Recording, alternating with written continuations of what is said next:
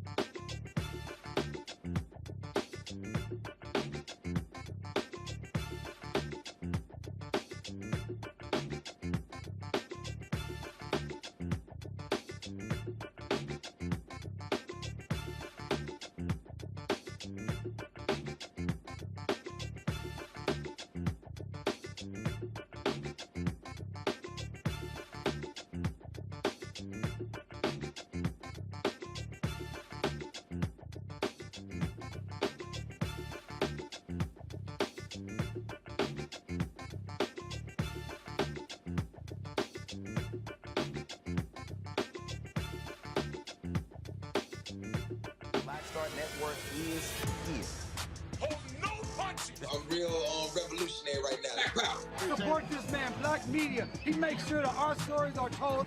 Thank you for being the voice of Black America, Roland. Stay black. I love y'all. All momentum we have now, we have to keep this going. The video looks phenomenal. See, there's a difference between Black Star Network and Black-owned media and something like CNN. You can't be Black-owned media and be scared. It's time to be smart.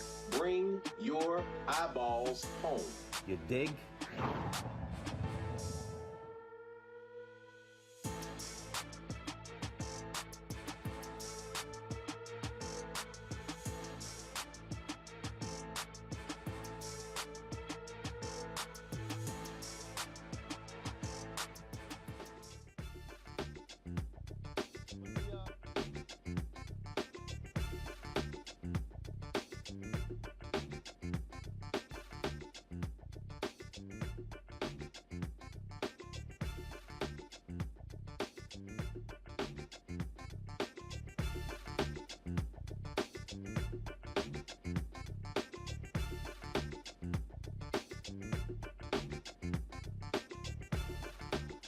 Today's Monday, March 28, 2022, coming up on Roland Martin Unfiltered, right here on the Black Star Network, the slap seen and heard around the world. We're going to break down what happened last night at the 94th annual Oscar ceremony, where Will Smith took offense to a joke that Chris Rock made about his wife, Jada Pinkett Smith, and he actually walked up and smacked Chris Rock in his mouth. The Academy says they're now investigating. They're looking at taking action against Will Smith. We'll break it all down. You've got sisters talking about black women need to be protected. You've got brothers talking about toxic masculinity. You've got others talking about black-on-black violence and the notion of role models and how we behave to solve our differences when it comes to violence. We got an expert panel breaking this thing down. You don't want to miss it. Also, you do not want to miss the second part of our show, the 7 o'clock hour, where I'm going to talk about just keep building. If you are an entrepreneur, if you're somebody who looks to start a business, if you're somebody who, even if you work in an existing environment, you could be in a nonprofit, you could be in academia, you do not want to miss what I'm going to break down in our second hour. Trust me, you don't want to miss it, and it's going to knock you out, I guarantee you. Also, our second part of our conversation with Dr. Lucia Johnson, talking about your dental health, how important that is, how important your mouth is for your overall health. That's also in our Fit, Live, Win segment. Folks, it is time to bring the funk of Roland Martin Unfiltered right here on the Black Star Network. Let's go. He's got it. Whatever the miss, he's on it. Whatever it is, he's got the scoop, the fact, the find. And when it breaks, he's right on time and it's rolling. Best believe he's knowing. Putting it down from sports to news to politics. With entertainment just for kicks, he's rolling. It's on go, roll, roll, y'all. It's Roland Martin, yeah. Rolling with Roland now. He's funky, he's fresh, he's real, the best, you know he's Roland Martin now.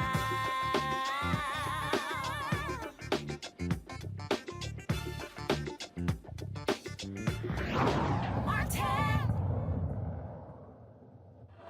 Denzel, Macbeth, loved it. I love the part where it said, King Lear don't got nothing on me. Y'all gotta see it, it's really good. You know who's got the hardest job tonight? Javier Bardem and his wife are both nominated. Now, if she loses, he can't win. He is praying that Will Smith wins. Like, please, Lord. Jada, I love you. G.I. Jane 2, can't wait to see it. All right?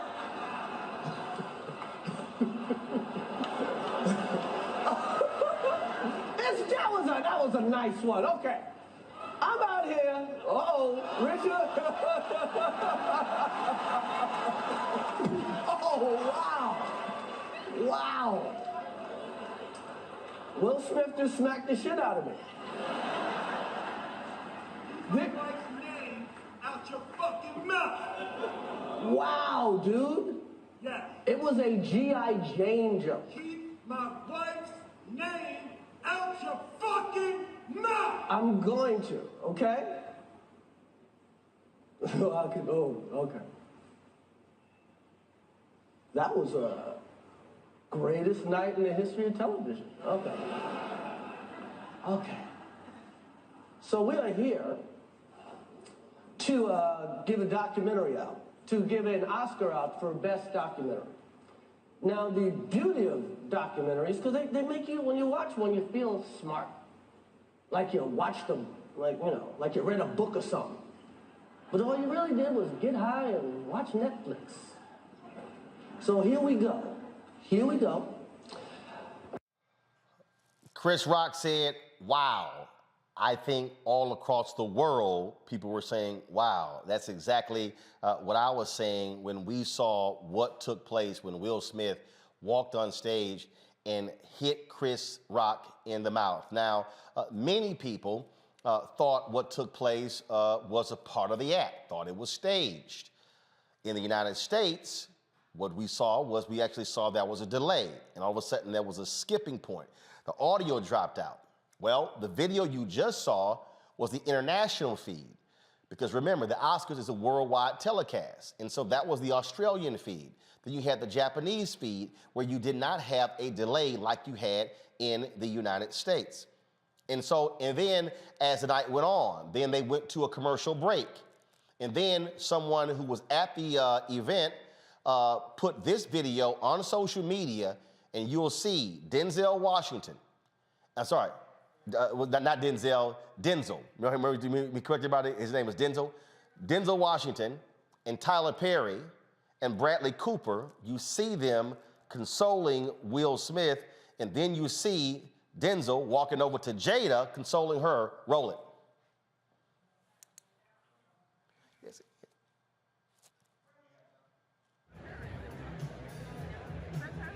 Yeah, I think so, but I can't see the third person.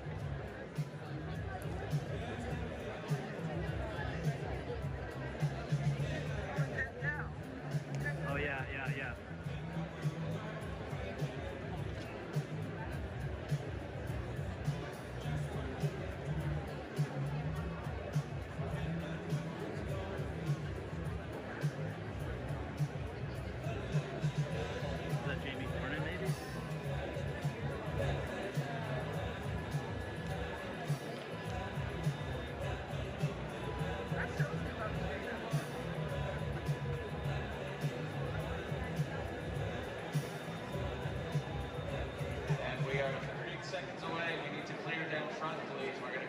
To the audience at the beginning of this act. Please take your seats. Thank you. 25 seconds. Please clear the aisles down front.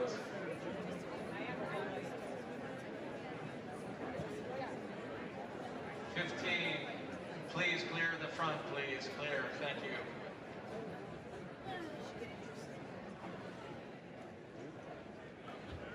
Seconds. 5, 4, 3. Now, again, folks, absolutely shocked by this. After it happened, Will Smith returns to his seat. Now, what you did not see there, because a lot of people are saying that people were there to console Will Smith and not Chris Rock, not true. Denzel Washington went up to the stage, and actually there was a photo that circulated where he actually was talking to Chris Rock, calming the situation down. Completely unexpected, and trust me, the producers had no idea. Last night when it happened, I texted a number of people who were in the room, including the folks involved. Yes, Will, Chris, and others sent various text messages to them, and so that wasn't planned. I know people are saying, oh, that looked fake. That was not fake. That actually happened. That was real. Folks have been saying all kind of stuff today. Oh my goodness, what was this all about? In a moment, we're going to show you what Chris Rock said, cracked the joke about Jada 6 years ago. But a few later, after all this happened, they awarded Best Actor. And Will Smith actually went up and accepted. He won. He's been winning that for King Richard in all of the award shows. And he addressed what happened, and he apologized, but not to everybody.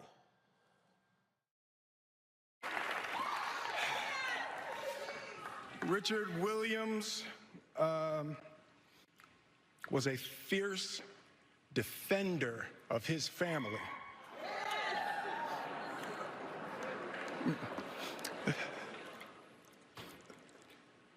In this time in my life, in this moment, I am overwhelmed by what God is calling on me to do and be in this world. Making this film, I got to protect Ingenue Ellis, who was one of the strongest, most delicate people I've ever met. I got to protect Sanaya and Demi, the two actresses that played Venus and Serena.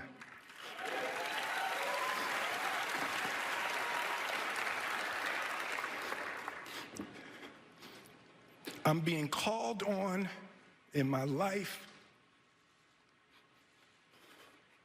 to love people and to protect people and to be a river to my people.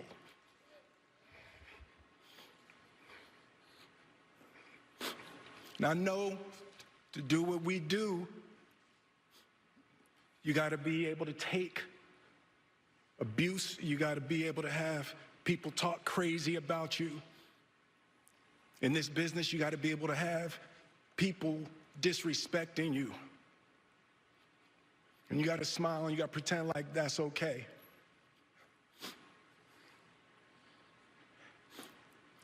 But Richard Williams, and what I loved, thank you, D.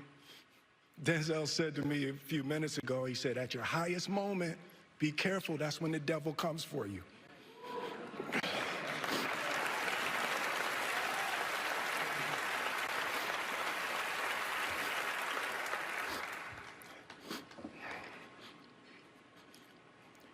It's like,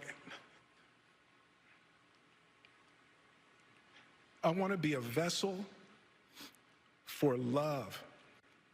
I want to say thank you to Venus and Serena. I just spit. I hope they didn't see that on TV. I want to say thank you to Venus and Serena and the entire Williams family for entrusting me with your story. That's what I want to do. I want to be an ambassador of that kind of love and care and concern. I want to apologize to the Academy. I want to apologize to all my fellow nominees.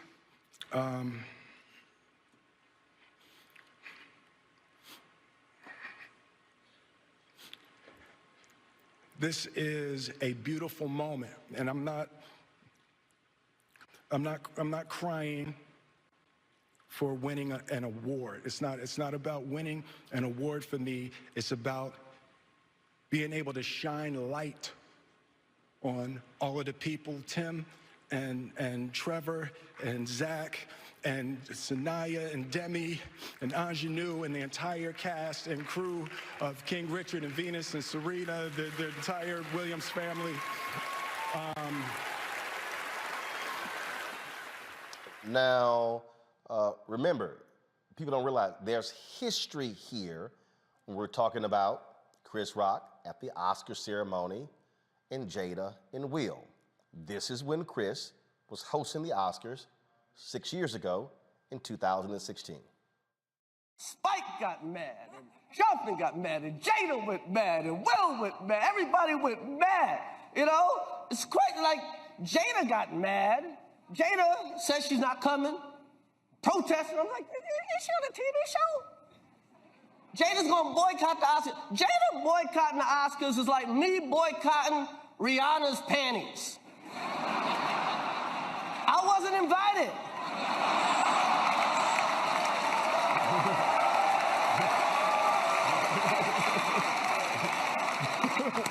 Oh, that's not an invitation I would turn down.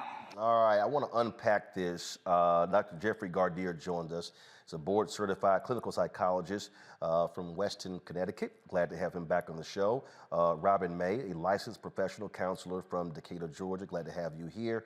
Also on my panel is Dr. Julian Malveaux, Dean, College of Ethnic Studies, California State University, Los Angeles. Dr. Amakongo Dibinga, professorial lecturer, School of International Service, American University. Dr. Avis Jones DeWeaver, political analyst. So, Robin, I want to start with you. Last night was real difficult. It was difficult because I know Will, I know Jada, I know Chris, I know many of the people who were there last night.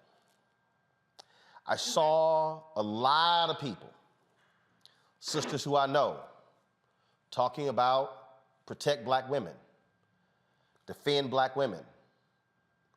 Jada dealing with alopecia, losing her hair. There were people who were talking about toxic masculinity, and they were saying Team Will and Team Chris, and Chris should not have been doing those jokes. Others who were saying, look, man, it's a joke. You got to take a joke. They were hitting other people in the room as well. What we're not going to do tonight is try to go deep into, oh, why did Will do this? Oh, was it entanglement? Was it this? Was it this? He should have done this to the other person. What we need to focus on, and what I want to focus on,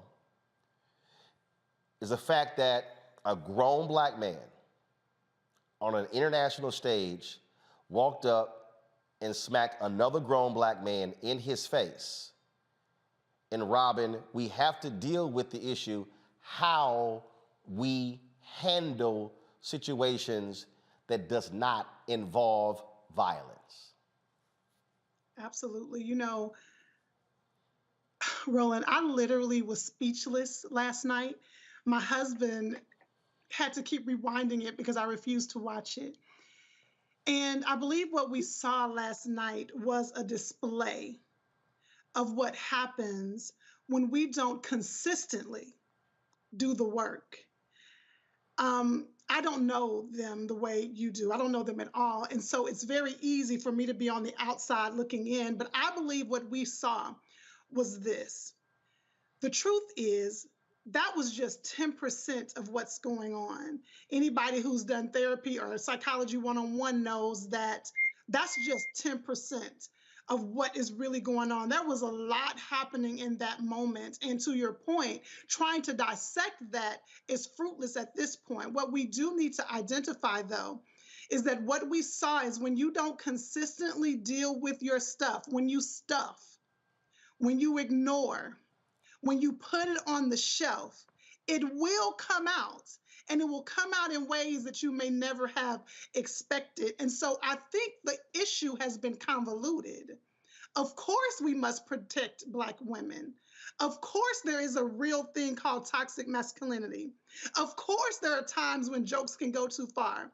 But I think we're convoluting the issue. And to your very point, what we need to determine is there a standard of expectation of how we behave when we are triggered? Because what we don't realize, one of my girlfriends is a teacher in Philly, and she shared with us that this morning the news cameras were outside of her school because her school is right near an area where there's a mural of Will Smith.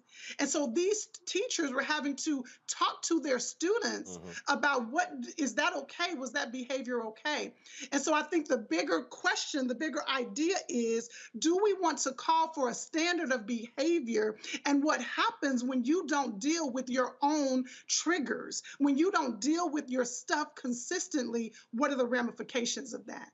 Jeff, I'm gonna do something here. Guys, pull up the video that we started with, because I think it's important for people, Jeff, to walk through and to understand what we witnessed. And so, folks, play the video and listen to my cue, and I want you to stop it, because I'm gonna do this for a reason. Press play. Denzel, Macbeth, loved it. I love the part where it said, King Lear don't got nothing on me. Y'all gotta see it, it's really good. You know who's got the hardest job tonight? Javier Bardem and his wife are both nominated. Now, if she loses, he can't win. He is praying that Will Smith wins. Like, please, Lord. Freeze. Now, Chris tells a joke, Jeff, about Denzel and Javier and Penelope. Joke is over. Then he transitions to the joke about Jada. Press play. Jada, I love you. G.I. Jane 2, can't wait to see it. All right? Stop. What you see right there, no, go back to what you see right there, Jeff, Will laughs at the joke. The room laughs at the joke. You see the look on Jada's face. Press play.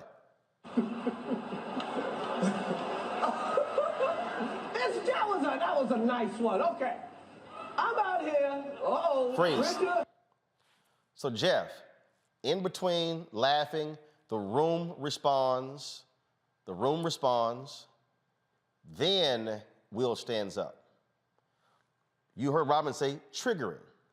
Something happened between him laughing at the joke, room responding, and then him standing up. And it's in that moment where everything changed. Yeah, what I think I saw, I'm not totally sure here, but what I think I saw was that he was laughing at the joke, whether he was nervously laughing, just going along with the room. But then when he sees the look on his wife's face, when he looks at Jada's face, and she appears to be, she rolls her eyes, and she's not appreciating that joke. And let's be aware here, Roland, that Chris Rock made jokes about other people more about perhaps their film roles or character or relationships. That joke made about Jada was about her personal appearance, and therefore it was a more perhaps raw joke. And so that's just an aside, but bottom line is, I believe that when Will saw Jada's face and saw how hurt she may have been or how annoyed she was by that, then felt perhaps some sort of obligation to react in a way, certainly an overreaction, but to protect her in some sort of way, certainly not the right way, but the need to do something. And many people have been saying, you can't let somebody disrespect your wife. You must protect your wife. And I totally understand their point. But when you are also the one who then initiates the physical assault, and folks, let me be real clear. We witnessed a physical assault, Will Smith against Chris Rock. You put your hands on somebody else unprovoked, words are not, that ain't it. That's not stand your ground, okay? That's not self-defense.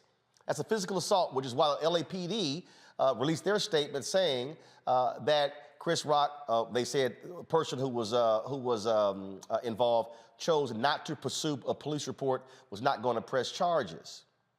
But the thing right there, Robin and Jeff, that I think is important is that when Will makes that move to stand up, that's also the moment when, for me, your wife has to reach over, babe, hold up. See, it's in those moments where husband has to know when to let the wife know, hold up. Wife, let husband know, hold up, because when you escalate a situation, then it goes to a whole new level as opposed to allowing something to pass. You might be angry, you might be hurt, you might be pissed off, but when you then escalate it, then it goes to a whole new level, Robin. Yeah, and I think, you know, people are often surprised when I share this with them, Roland, when the reason why therapists like me, and I'm sure Dr. Jeff, we often stress the importance of knowing your triggers, because what happens is in our brains, once you get triggered, I like to describe it like a roller coaster. Have you ever been on a roller coaster and it's going up and it gets to the top and you feel like, wait a minute, I'm ready to get off of this thing, but now it's going down and you've lost control.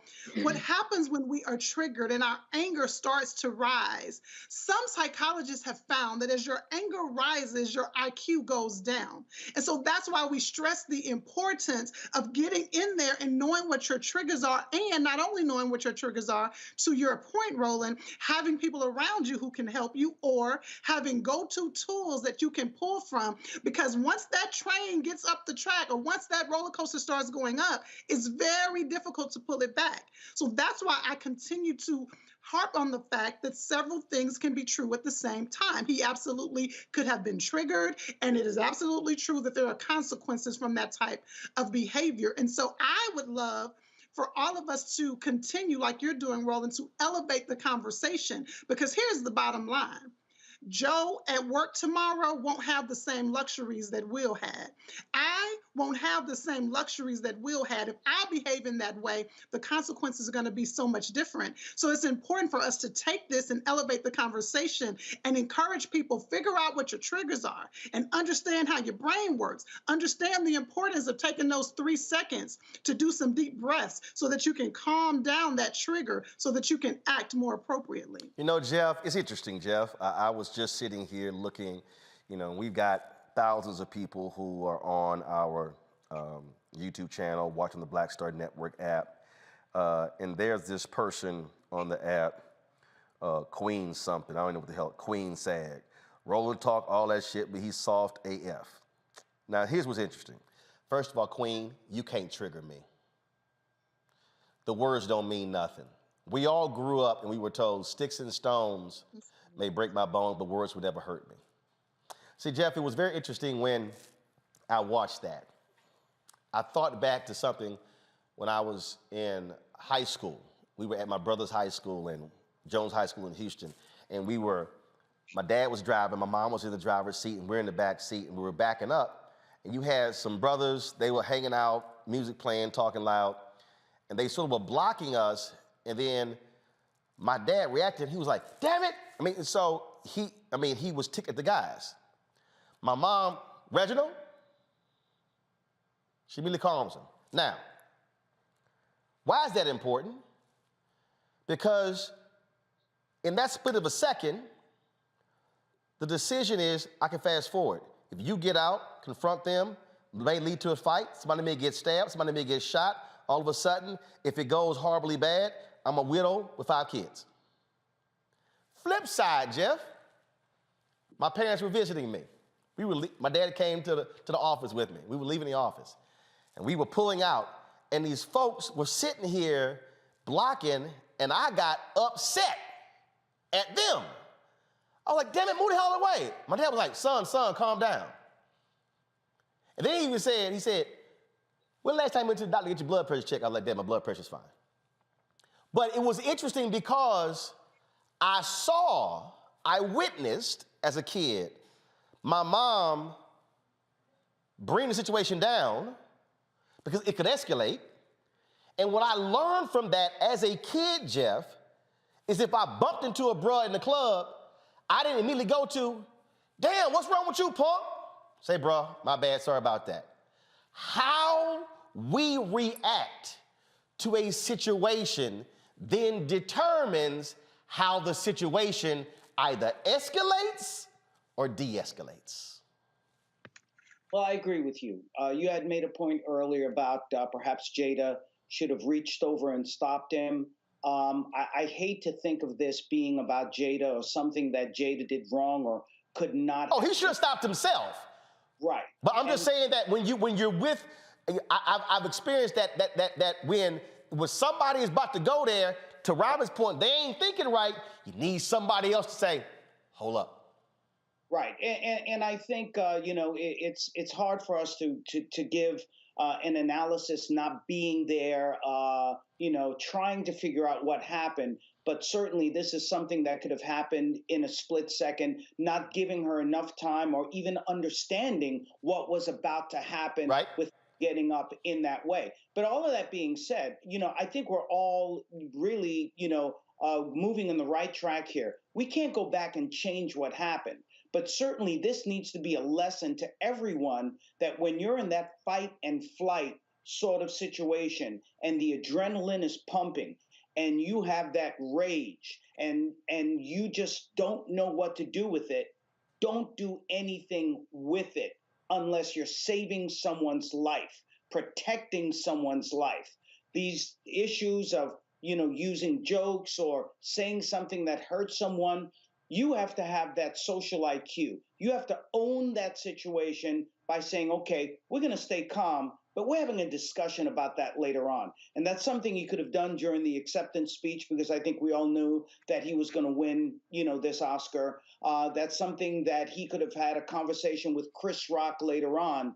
But what I believe he did, and I feel badly for everyone involved, I really believe that he dishonored himself. He dishonored his family by behaving in that way, by doing something like that in front of the whole world. And this is something that, that Will has to live with for the rest of his life. And there you go. The moment, and this is, he has been waiting for this moment. He wanted to win it for Concussion, for other movie roles, and mountaintop. You at the mountaintop. This is the crowning achievement of your career, winning Best Actor. Only the 4th African American in history. Sidney Poitier, Denzel Washington, Jamie Foxx, Forrest Whitaker. I started the 5th. Will becomes the 5th to win Best Actor.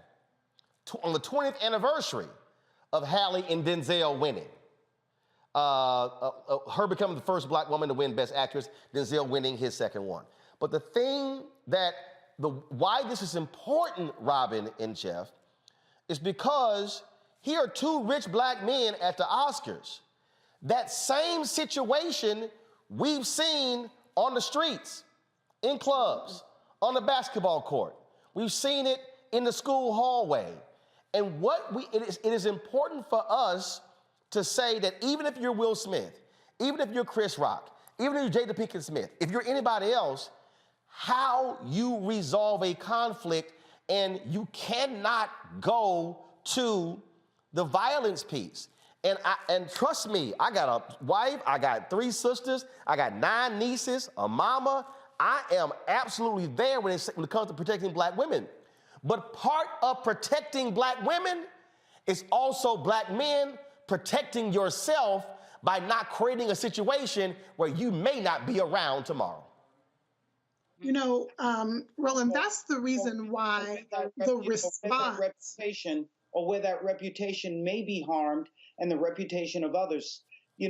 Unfortunately, Will took a lot out of that situation, really, sucked the air out of that room. There were so many people who were celebrating. There were many firsts there. First for sexualities, first for, many things. We saw it was well integrated in a way that we really needed to see. And so let me share this with you. Very quick, super quick story. I was at a wedding with my wife about 2 years ago. Someone said something to her, and I was very offended by it, and it was very offensive. Look, I protect my wife, I protect my children, but I knew that if I acted out at that wedding, it would destroy the wedding for the people who are getting married. I would end up in jail. What is Dr. Jeff doing in jail after an assault, right? And certainly I would have to deal with the repercussion of overreacting. If you talk the talk, you got to walk the walk. As psychologists, we talk about impulse control. That would have ruined me professionally. And so I think that's what everyone needs to think about before they act out when they're in that rage, the importance of breathing, sitting back, and figuring out how to use your social IQ to work through that situation. Robin? Okay, and so here's the deal. If I have a 7-year-old daughter, if my 7-year-old daughter jumps in the pool, she's going to make a little wave. But honey, if I jump in the pool, my wave is going to be much bigger than Riley's. What is my point? Will carries a lot of power. And so when he makes, and the reality is that power has opened up doors and opportunity for him. So the same way it's opened up doors and opportunity is the same way it's important that how he responds and others with any type of platform, how they respond to your point, Roland, will have long-term ramifications. If we celebrate this, if we minimize this, what we are teaching is that it is okay to respond physically. Now, here is the point, exactly what Dr. Jeff said, but the challenge is you can't learn the tools in the moment. You have to have the tools beforehand. You have to already know how you choose to handle when you are triggered. You can't get in the moment and say, somebody give me some tools. That's the importance of developing social IQ, emotional IQ well before you're in that moment. And let me say this last thing that's important for us to understand with the commentary that we are hearing. People view, human nature is that we view situations situations through our own lived experiences. We view situations through our lived experiences. And so when I'm scrolling through Facebook, I can tell what people have been through based on how intense their response is. And it takes great intention to step back and look at a situation objectively so that we can pull back, hopefully, some of the long-term ramifications that can come from this. Will Steele has an opportunity to course correct. He cannot fix, but he can course correct, and he can change the conversation because, to everyone's point, this was the first Oscar produced by Will Packer, by a Black man. No. Hold up. It was an all-Black production team. It's not the first. Quincy Jones produced the Oscars the night when Whoopi Goldberg did it before. Reggie Hutler's been one of the producers. Jesse Collins was on the production team last year. So I just what people have been saying that it's the first, the lead. Yeah. So just to let everybody know, the lead production team, all Black. Will Packer, my frat brother, and Shayla. But you've had Blacks leading the production team of the Oscars before. Go ahead.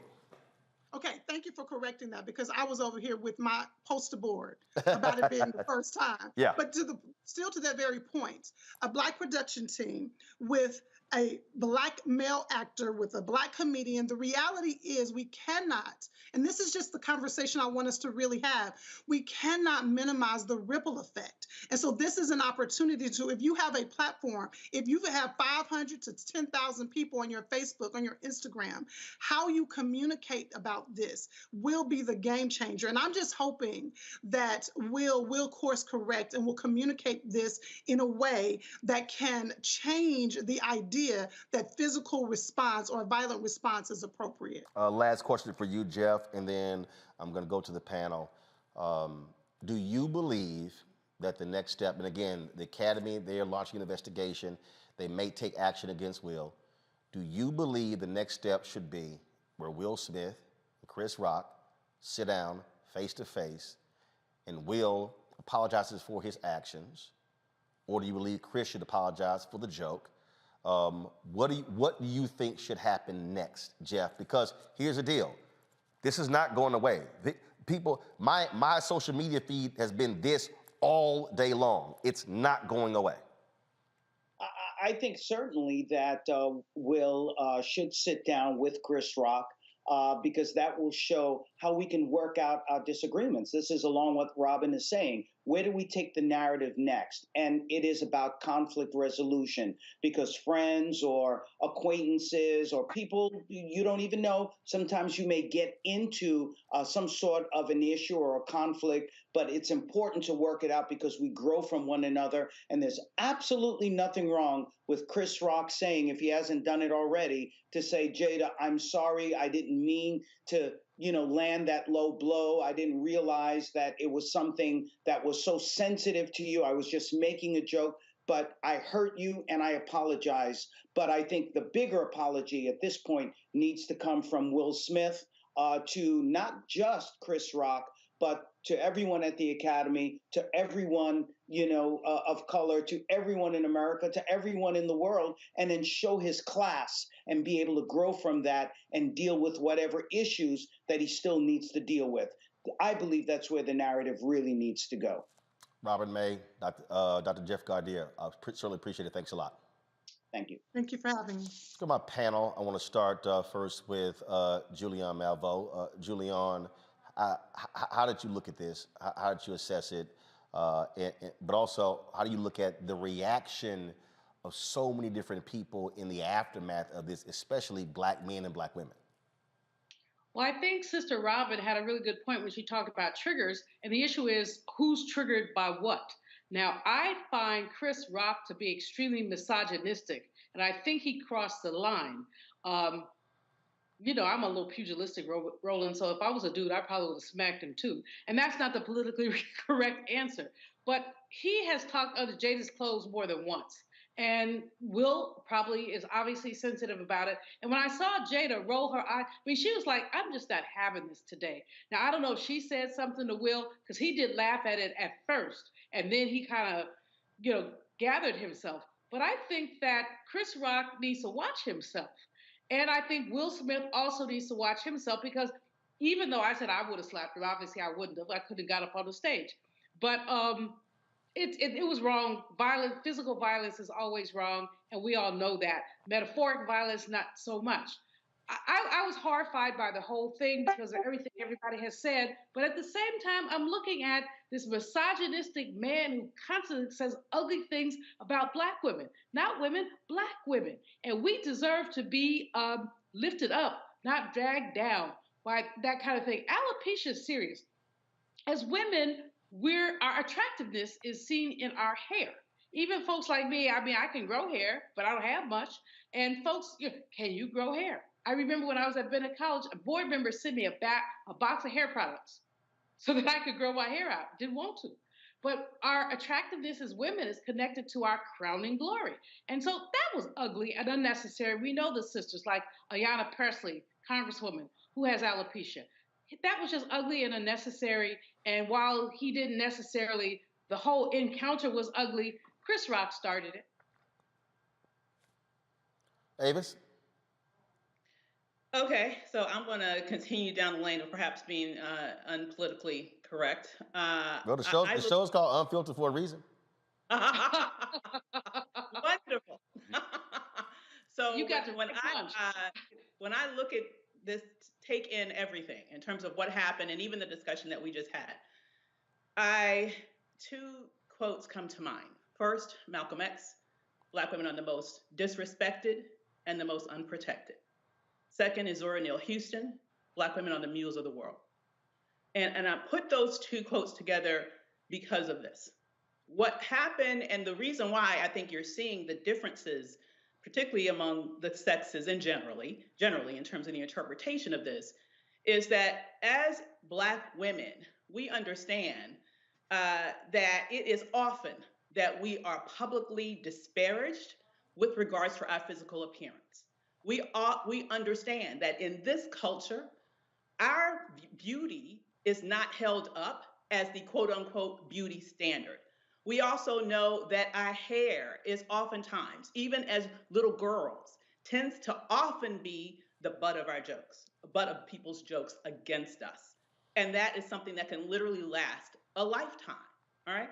Now, I will say this also about Jada Pinkett Smith's autoimmune disease, which led to the alopecia. Here's the thing.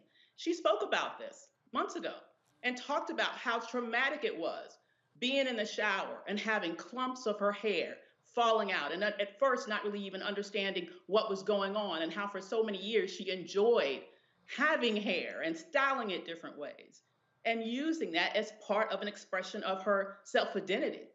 And guess what? Will was there the entire time. He likely wiped her tears. He saw the trauma that she was going through in terms of this health experience that she had, which led to the loss of her hair. And to sit there beside his wife and have, who, by the way, is also an actress. So she's not just Will Smith's wife, she's an actress. She was there not only being witnessed by the whole world in terms of having this very personal and offensive joke specifically targeted at her appearance, that happened to her in front of her professional peers. And we also know that in Hollywood, particularly for women, your physical attractiveness is directly connected to your check and whether or not you can get a chance to get the next job. And so I found it to be a personal attack on her as a woman. I found it to be a personal attack on her specifically as a Black woman. I found it to be a personal attack on her professional respect that she should have been given. And I can't imagine, I saw a lot of people say, and a lot of Black men saying, oh, he wouldn't have done that if it was a white male comedian. Well, I would venture to say that Chris Rock would not have chastised a white female actress on her appearance in that way. I just found it to be supremely offensive, supremely misogynistic, not only misogynistic, misogynoir-like, specifically attacking this Black woman. And quite frankly, I understand why Will did what he did. I am completely Team Will. Yes, he's going to have blowback because of this. I'm waiting for the apology from Chris Rock And I specifically have to say really quickly, I find it offensive that anyone would want to shift the responsibility for Will's behavior on Jada Pinkett Smith. That's the part where the mule of the world comes in. Okay, so Black women, we're supposed to not only take abuse, we're responsible for stopping people's behavior before it happens. No, okay, Will is grown. But Avis, let's stay right on that particular point there. Because again, if we take this example outside of the Oscars, and we take this in our communities, we have the examples of individuals where there have been differences, where words were exchanged, and folks ended up dead. And when we've seen these things happen, we go, man, I can't believe that thing went from that to that. We've seen the stories of folks at a party, and then all of a sudden something is said and words exchange, and it immediately goes to guns get pulled out, innocent bystanders getting killed. So at what point in this conversation do we say we have to resolve differences that does not involve violence? I am not saying, first of all, I just don't want us to conflate issues, because I think what you're talking about is a broader issue of community violence that absolutely. No, I'm not. No, I'm not. I'm talking a very specific one. I'm talking examples of brothers who bump each other in a club, or someone steps on a shoe, words escalate, as opposed to saying, say, bruh, my bad, then all of a sudden there's a shooting. What I'm saying is, last night was a perfect example. Something is said, you feel disrespected, and Will's response was to walk up and slap him in the face. You take that very situation outside the Oscars and anywhere else, and things are going to escalate. We do have to isolate that and say, how do we, when you're faced with a conflict, how do you resolve it that doesn't entail you punching somebody in the face? Well, once again, I see that as apples and oranges. I certainly think it is horrible, and there needs to be a better way of resolving minor infractions on people, stepping on people's shoes, all of that stuff. We know that has happened. But I'm thinking about this from a 1,000-foot level in terms of how Black women are commonly disrespected. And I'm thinking about it from a historic standpoint in terms of, by contrast, how white womanhood has always been overly protected, which also has led to the death of Black men. Let's be real about that, okay? And so what I'm saying right now, though, is we have to have some real, very specific conversations about all the things that may have been going on with Will to trigger him. And I'll just quickly say, because I get mad every time I see another meme around August and entanglements, okay? Because here's an example of my take on toxic masculinity. This is not how people oftentimes have been talking about this in relation to this. But I find it very interesting that a couple who have said that they had a period in which they were apart, in which it seems like they had somewhat of an open marriage arrangement, but when it became public that the female of that couple had a relationship, all of a sudden, not only is she very much attacked, but Will is very much attacked for staying with her. Now, contrast that against Chris Rock, who has been very open about his multiple infidelities against his wife, which ultimately led to his divorce, which is why he don't have a wife right now to protect, all right? Yet I have yet to see one meme about that behavior. Yet I have yet to see one person criticize him around doing something to destroy his family, rather seeing all of this criticism against both Will and Jada, who have chosen to maintain their family. You know, I think there's a lot that we need to unpack here about how we are treating people differently in ways that puts Black women at the center of a bullseye in terms of being bullied, in terms of being shamed, in terms of being disrespected in multiple ways. And I think that night, Will had had enough. And as I can't remember who it was a comedian who said this once. And I remember he said, "It may not have been right, but I understand." And I have to. Yeah, Avis. The comedian you're quoting is Chris Rock. Oh, well then. I'm a Congo. You're quoting Chris. You're actually quoting Chris Rock. But you're quoting a comedic routine. So hold up, you're not quoting a speech or a keynote. You're quoting a comedic routine which was done talking about O.J. Simpson and Nicole Simpson, which also was a joke. And that's the issue right there on Congo that people are raising, that, hey, at these award shows, they have comedians there, they make jokes. The show opened with a joke about Regina Hall saying, yeah, Will, come on up. Y'all thing is open. Yeah, I know you're married, but come on up here. She laughed, he laughed. And so what people are also saying is like, hold up. Now, you laugh at the joke at the top Regina made, but then you get mad at the joke that Chris made. Now, if we gonna sit here and say, well, you know, don't make jokes about the entanglement, Regina did, both laughed. These are the things that we're dealing with here, but the point that I'm still making on Congo, people also are looking at this. It's how we resolve differences, and I'm just simply saying the way to resolve it is not slapping somebody in the mouth, because Chris Rock, actually, if he responded, and we got to be honest here, Chris Rock was the ultimate professional with how he responded. Chris could have swung on Will. Chris could have fired back and lit off a litany of jokes, Robin Harris style. But Chris didn't, gathered himself, moved forward, presented the award. Questlove wins the Oscar for Best Documentary. Congo, your thoughts? You know, this hurts. I'm going to start there.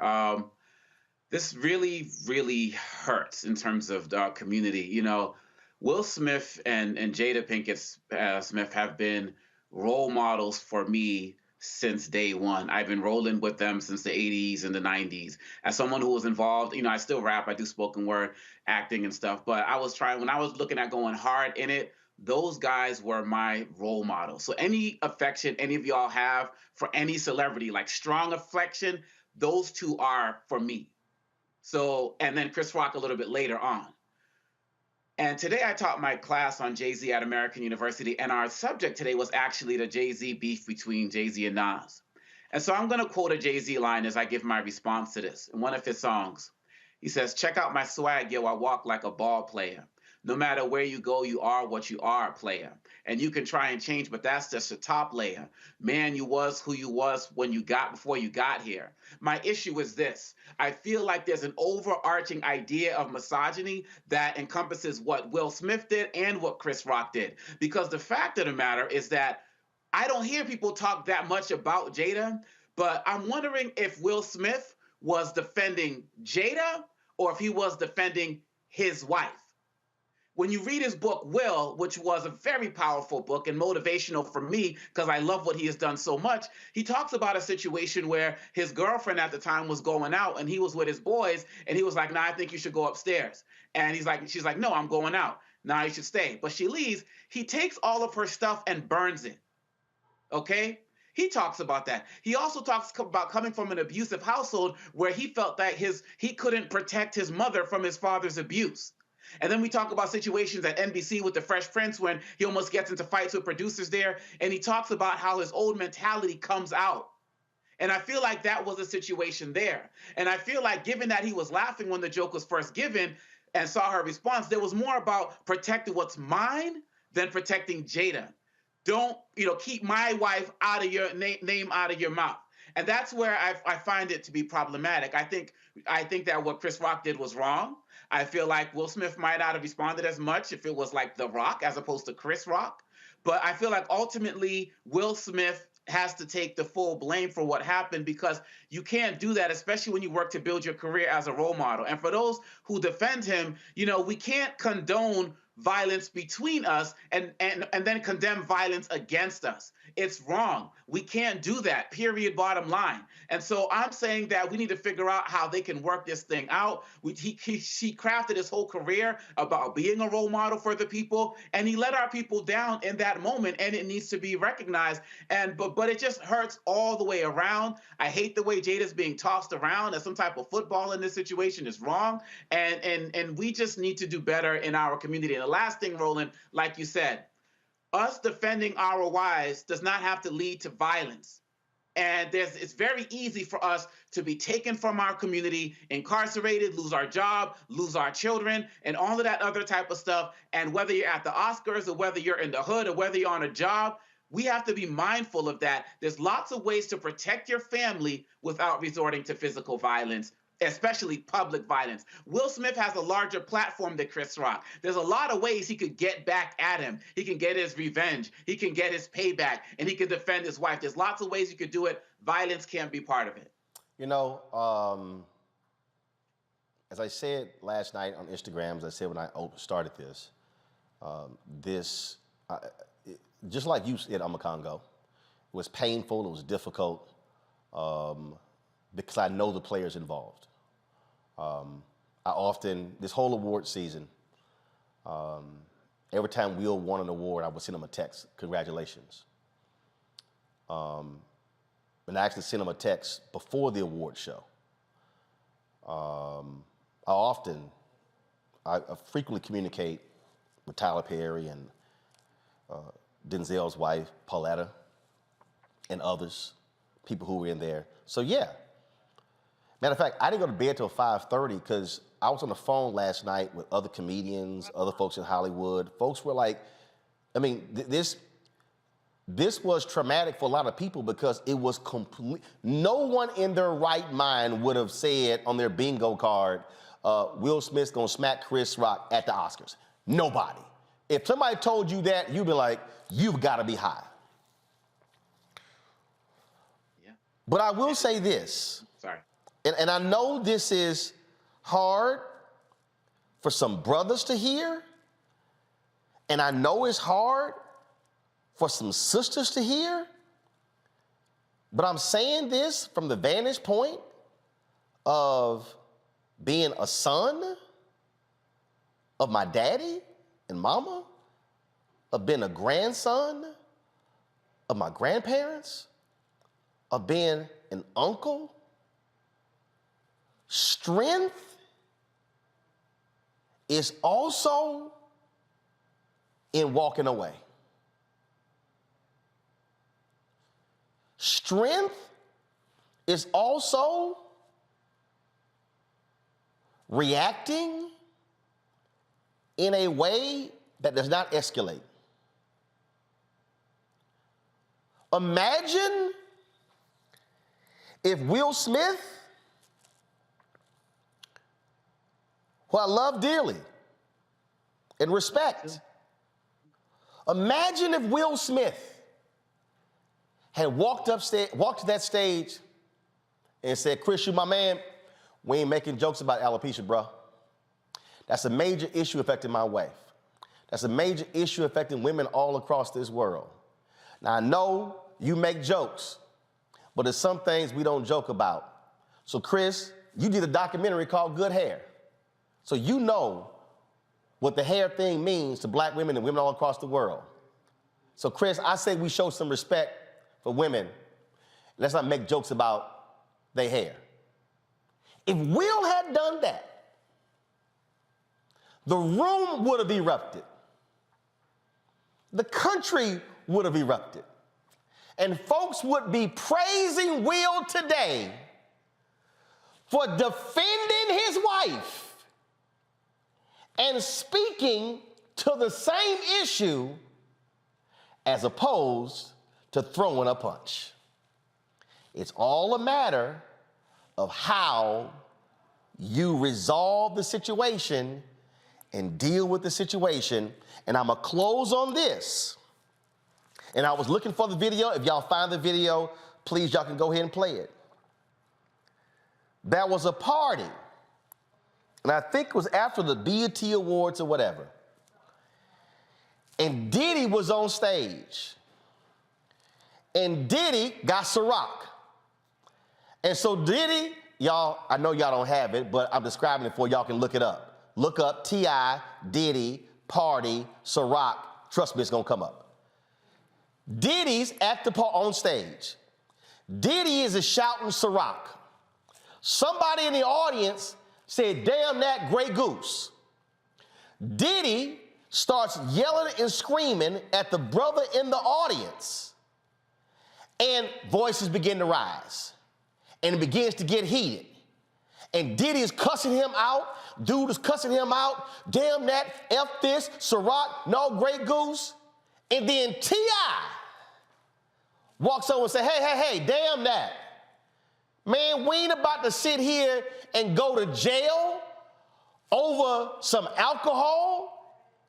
T.I. says, man, I just got out of prison. So we gonna chill out, play the music, enjoy ourselves, and have a good time. If T.I. had not, see again, if T.I. had not done that, that back and forth over alcohol could have escalated to a whole different situation. All I'm saying is when something goes down, you get to determine what the outcome is going to be based upon your actions. Me, as a black man, my mama and daddy taught me that. My grandparents taught me that. I've taught that to my nieces and nephews. Our reaction leads to a counter reaction, and our reaction can very well determine what then happens and when something escalates. And so all I'm saying, you can protect sisters, you can protect brothers. And what I also desire of my sisters is that if you are in a situation and you see your man about to go left, grab him. Say, bruh, I need you to chill. But to brothers, I want you not to have to put your woman in a situation where she grabs you. I want you to take a pause and quickly assess, is this how I want this thing to go? Because like Jeff and Robin said, and this really is a sad piece, for the rest of Will Smith's life, when they talk about March 27th, 2022, when he won Best Actor, they will always associate that epic night, not with his speech, not with the adulation from the crowd. They will always associate it with him slapping Chris Rock. And people will not be talking about how he won the Best Actor for King Richard. They'll be talking about how he struck Chris Rock. And that, folks, is what's most unfortunate. Pray for all the folks involved. I hope Chris and Will sit down, because we as brothers, and I'm talking right now, I am not talking to sisters, I'm talking to black men. We as black men have got to learn to sit down across from one another at the table of brotherhood and learn to communicate with each other to resolve our differences.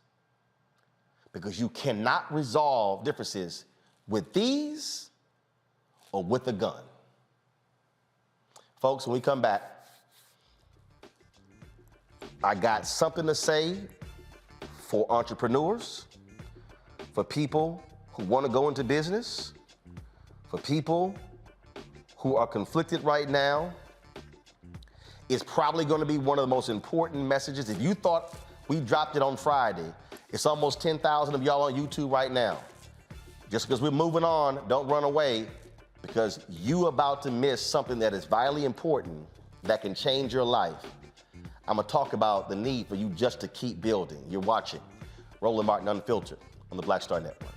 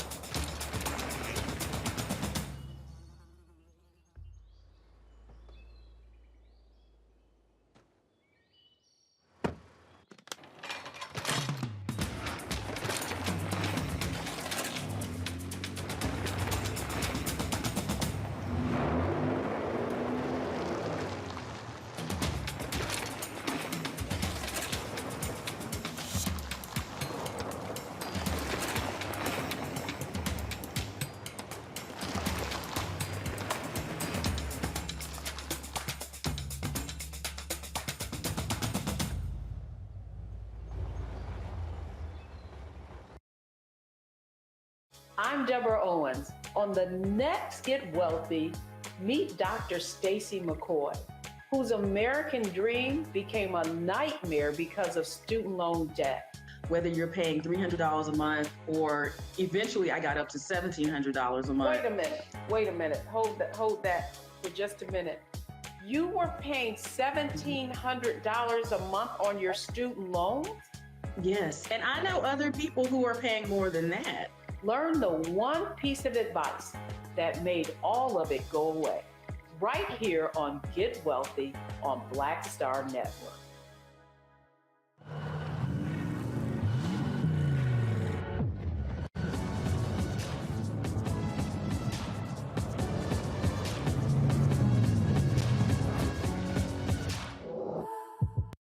Pull up a chair, take your seat.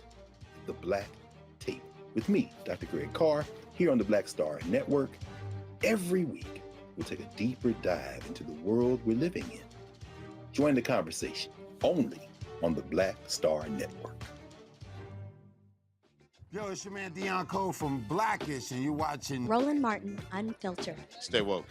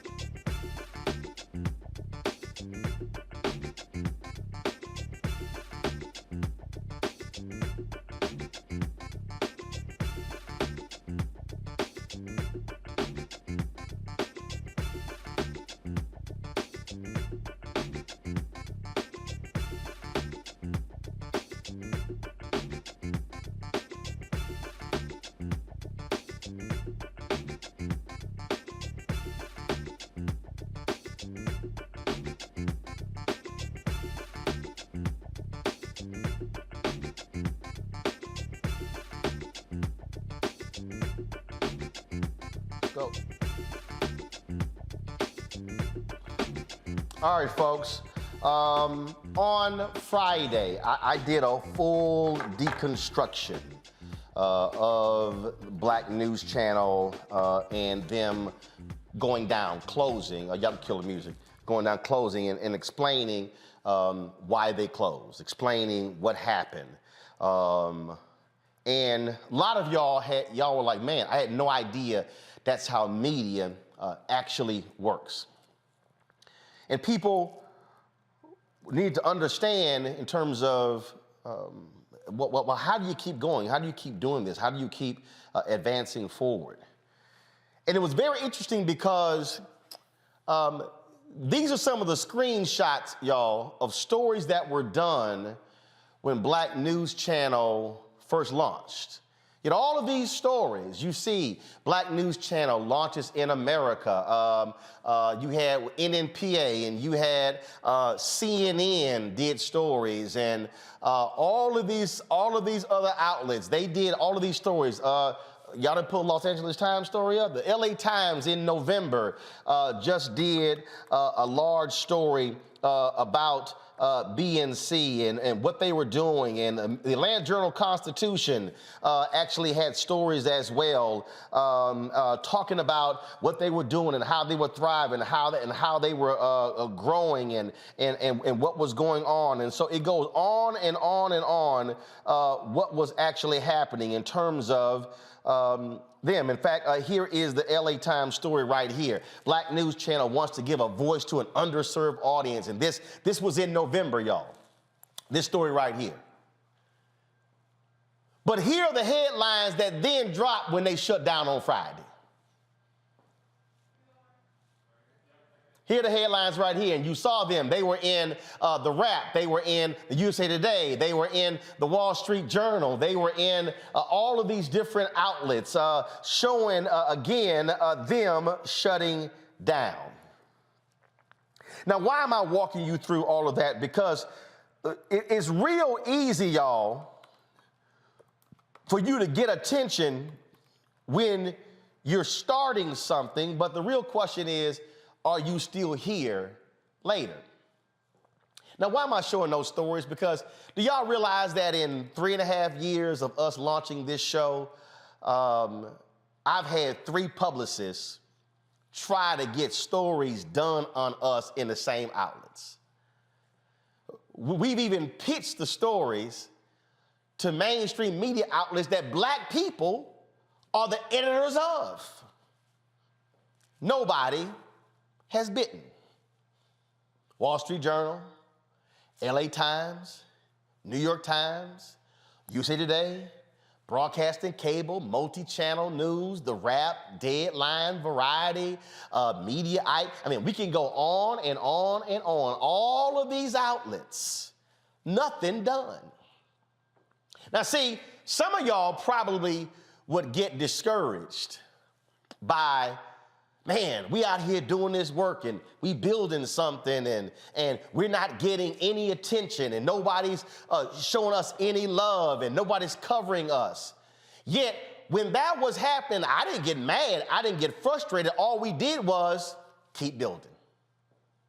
And there were folks who were sitting here saying, man, y'all should be doing this. And Roland, man, why aren't you over here? And why aren't you, you should be trying to get your show on a network. And I'm sitting there going, don't you understand that if I tried to get a show on a network, they own the show and I'm an employee? See, a lot of us have been raised to get jobs. We were not raised to give jobs. A lot of us were raised to deposit checks. A lot of us were not raised to make direct deposits of the checks of others. See, if you get so locked in, and I'm gonna go there, for white validation. See, white validation man, we had a story in the Wall Street Journal. But 2 years later, you got another type of story in the Wall Street Journal. See, white validation is when you get so caught up. You get so caught up in other folk examining what you're doing that you lose sight of what you're trying to build. I had somebody, I had some folks this weekend. It was very interesting. They were telling me, one particular person, I ain't gonna even waste your time giving her name because she ain't even deserving of any of that level of attention. You're toxic. No network wants to work with you. But it's amazing that a network emailed to me today about being on one of their news panels. It's amazing that I was in New York sitting down with Spike Lee for his documentary on Colin Kaepernick. It's amazing I sat down with Kamu Bell for his documentary on Showtime. It's amazing prior to sitting down with Kamu Bell for his documentary on Showtime, I sat down with the Discovery Network for a documentary they doing on space. Did they call you? See, again, you don't waste your time when folks are running their mouths hating, because all you got to do is keep building. Now, see, I know somebody is sitting here saying, yeah, man, but that's easier to say than do because, you know, we get a lot going on. No, it's not. No, it's not. Because I just need y'all to understand something. You're going to always have haters. But one of the biggest mistakes that we make, and let's just go ahead and put it out there. One of the biggest mistakes that we make as black people, we have been conditioned to floss. Oh, I'm wearing some Sam Smith Adidas. I don't know how much these damn things cost, because I ain't buying them. They were gifts to the VIPs in a Cedric the Entertainer golf tournament. Y'all have heard me say it before. I ain't never. Spike was joking with me about Air Jordans. I said, Spike, I had on some Adidas, y'all. I had on some, what I have on? Yes, I had on some, I had on some Adidas shoes. And Spike said, man, you came up here in Adidas? I said, Mike ain't never wrote me a check. He said, I'm gonna have to, I said, Mike ain't never sent me some Jordans. He said, man, he said, what size you wear? I said, 10 and a half. Have Mike send them. I said, but I don't owe Mike shit. I said, in the Adidas I'm wearing, I ain't buy. So Mike got a big laugh out of that. He said, I'll make sure Mike sees you. So I said, well, you do that. See, why am I saying that, y'all? Because when you are trying to build something that's bigger than you, what you cannot do is get yourself caught up in trying to floss and be shot caller big baller. Y'all, that's why BNC not here. If I pull up the Atlanta Journal-Constitution story on them, yo, they talking about, oh man, we talking about moving and going to and moving to Atlanta and doing this and doing that. Man, they had all these plans.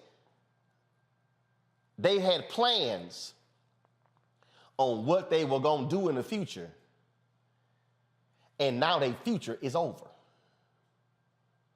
See, so you might be saying, well, yeah, but don't you have to think big? Yeah, you do. But you got to keep building. And see, I told y'all about the people who were sitting here running their mouths and talking this nonsense, and they were saying all kind of stuff. And I love it. I love it when my haters talk, because they real good at that. And they, oh, this, that, and the other. And you ain't this, you ain't that, you irrelevant. And I was like, and I even told one of them, I said, you know, maybe I ought to invite you to my induction ceremony for the NABJ Hall of Fame,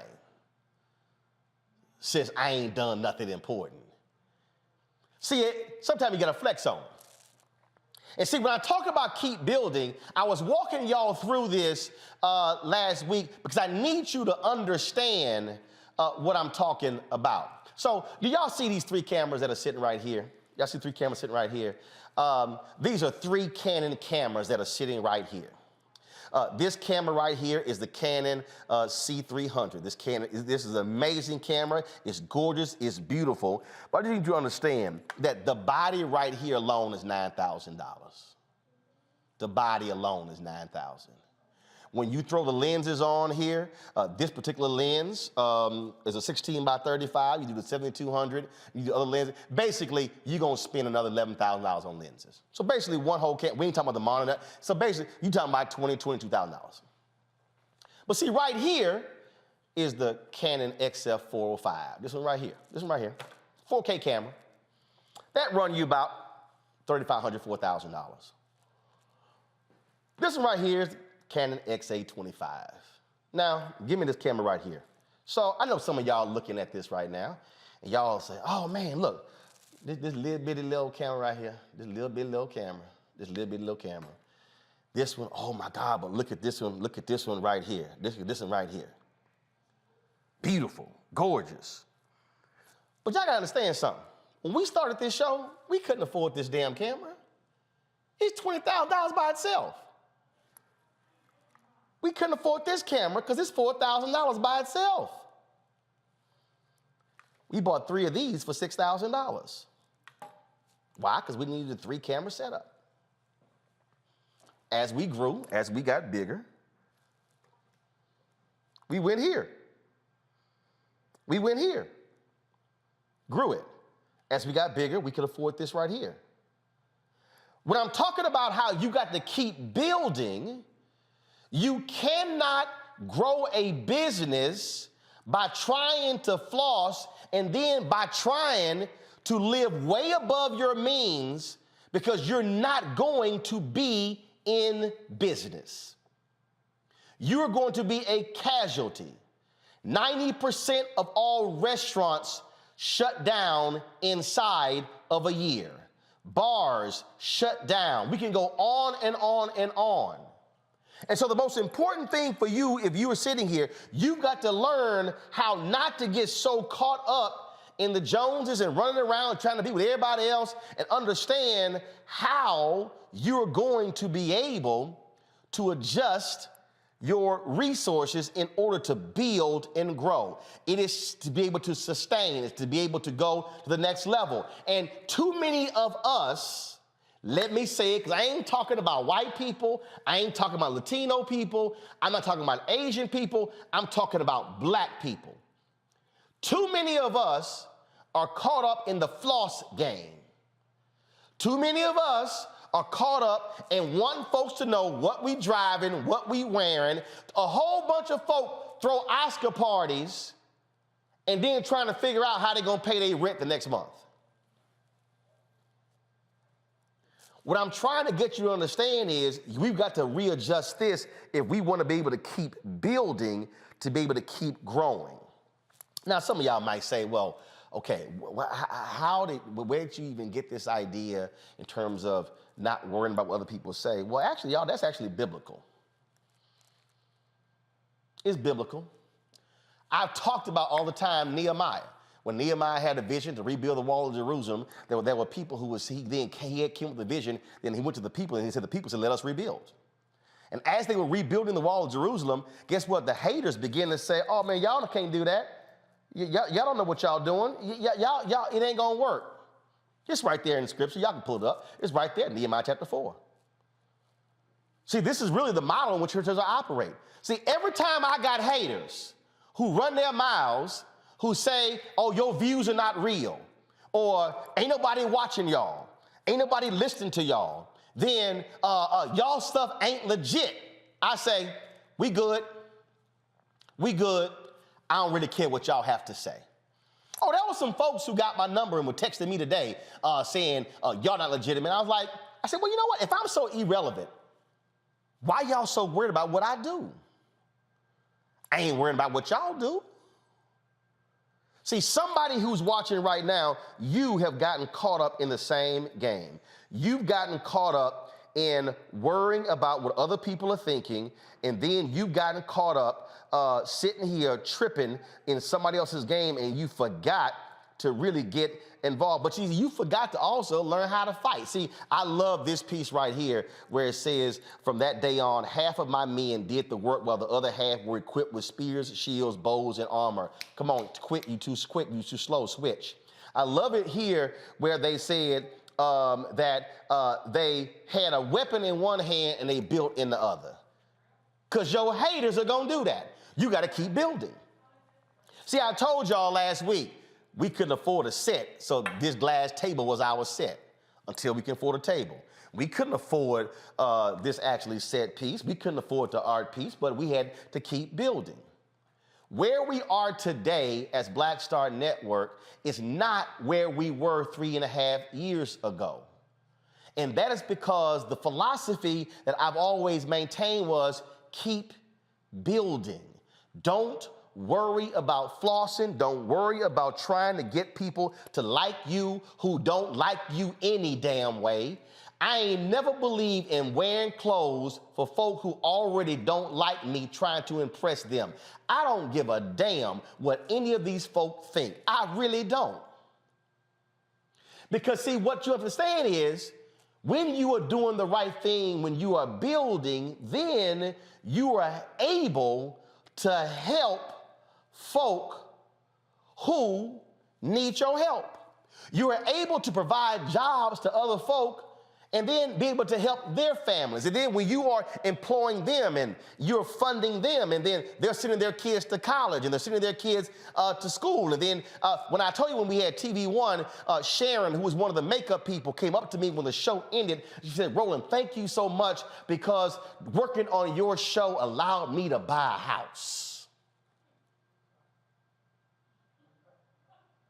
That's because we said we kept building.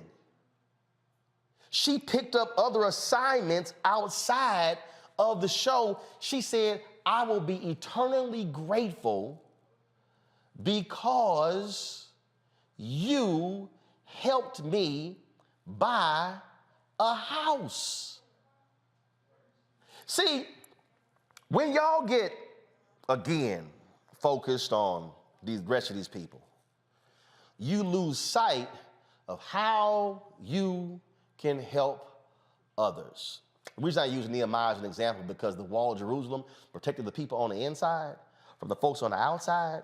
And when you create a situation where you are able to help those, you are providing and paving the way for them moving forward. And that really is something that too many of us lose sight of. We don't think about that. We get caught up in what everybody else is thinking. And so we're not always focused on keep building, keeping your eye on the prize, being able to help, being able to stand in the gap, being able to assist somebody else, being able to touch them in a very unique way. See, that to me right there is one of our biggest problems, is how do we stay focused on building our businesses? Over the weekend, matter of fact, I'm gonna see if I can find it. I had this fool who I forgot he was an alpha. Yeah, I forgot he was an alpha. But he had the audacity to tweet me and question me about what black folks need to be doing. And so he decided, he a black Republican. And I told y'all I don't mind black Republicans. Because, you know, I mean, it's all good. I don't mind them. I know a lot of black Republicans. I know black Republicans who do some very good things. But you always got folk who love to run their mouths trying to tell you what you should be doing. So check this here out. This brother posted this tweet. And he said, translation, white explanation, BNC didn't spout enough white supremacist rhetoric to attract Agent Orange MAGA crowd and the companies that support that bullshit. For reference, see CNN, MSNBC. So the black Republican responded this way, John Burnett. This is what he said. He said, your mentality is the reason why BNC and Roland aren't on air now. This is what he said, Julian Avis in Amakongo. He said, we need to talk about real black empowerment, business ownership, diverse education, option outside of public schools, financial literacy, and investment, not just race 24/7. Now, y'all, it was a Sunday, and I was trying to rest and relax. But you know I can't have stuck on stupid fools just sit here and just say dumb stuff. So I just then had to unleash on this whole fool because I had to break it down to him. I said, it's interesting. You first of all said I'm no longer on the air. I said, I've been on the air for 3.5 years. 5 days a week, live. I said, it's interesting that we launched Black Star Network in September 2021, and we launched 4 new shows in February. I said, it's interesting that you said that we should be focused on business, black businesses, when you literally are ridiculing a black business. I said, I find it interesting that you say that we should be, as black folks, focused on financial literacy when we launched Deborah Owens' show, Wealthy You. I said, I find it interesting that you said that we should be focusing on options outside of public school when my wife and I co-founded School Choice is the Black Choice. We have a segment called Education Matters every single Friday. I say it's interesting you say you should be focused on business empowerment when we have a marketplace segment every single Tuesday called marketplace, we feature black-owned businesses. I said, I find it interesting. You say we should be focused on black empowerment in business when every Wednesday, we have a segment called Tech Talk, when we focus on black folks in tech. I said, so literally everything that you say we should be doing as black people, we're actually doing. Oh, but when you said I'm no longer on the air, what you were really saying is that white validation part, you ain't got one of those networks. I said, brother, you can pull the app on your TV. That still means we're on the air. On the air has changed. See, y'all, some of y'all tweet me and they say, well, man, you ain't got to say nothing. No. Sometimes you got to let folk know that you're still building because the haters are always coming after you. That's also in Nehemiah 4. The haters were telling them, y'all can't rebuild the wall. Now, mind y'all, if you keep reading Nehemiah 4, after they show progress, that's when the haters say, oh, we got to stop them from building. Why am I saying that? Because you're going to have some haters who are trying to stop you from building. Whether you're trying to build your business, whether you're trying to build your organization, whether you're trying to build your department in college, you're going to have some haters. And let me be real clear, you're going to have some haters who look like you. You're going to have some haters who call themselves black power, but they are actually evil. You're going to find some folks who use the same language as the oppressor against you, but then claiming they riding with you. But just so y'all understand what happens when you are able to look your haters in the eye and show them that you really don't care what they think. I wanted to bring on someone because I wanted to ask her a couple of questions about what this whole issue in terms of, because, you know, HBCU students also go through this, where they deal with, you know, haters, folks who say, you know, you don't really go to a real school and stuff like that. So Sydney Ross is a student at North Carolina A&T, and I'm rocking A&T's stuff today. And so, Sydney, have you ever heard that people who question you going to a HBCU, who question why you should go into a white school, saying that if you went to a PWI versus A&T, you probably have a better shot at a real good job? Yes, most definitely. I remember back in high school, like on the last day of our senior year, we had this, what they call, like, all the seniors come in and they're dressed in their college attire or college paraphernalia. And I remember wearing this A&T baseball cap and an A&T t-shirt. And one of the teachers at my high school saying, okay, so don't be surprised when you come back here during fall break and you tell me that you've dropped out of school. And it was kind of like disheartening because, for one, you're basically like disvaluing my education. So, disvaluing your education, very interesting. So, Julian, Avis, and Omakongo, I want to show people what black power, what black ownership actually looks like.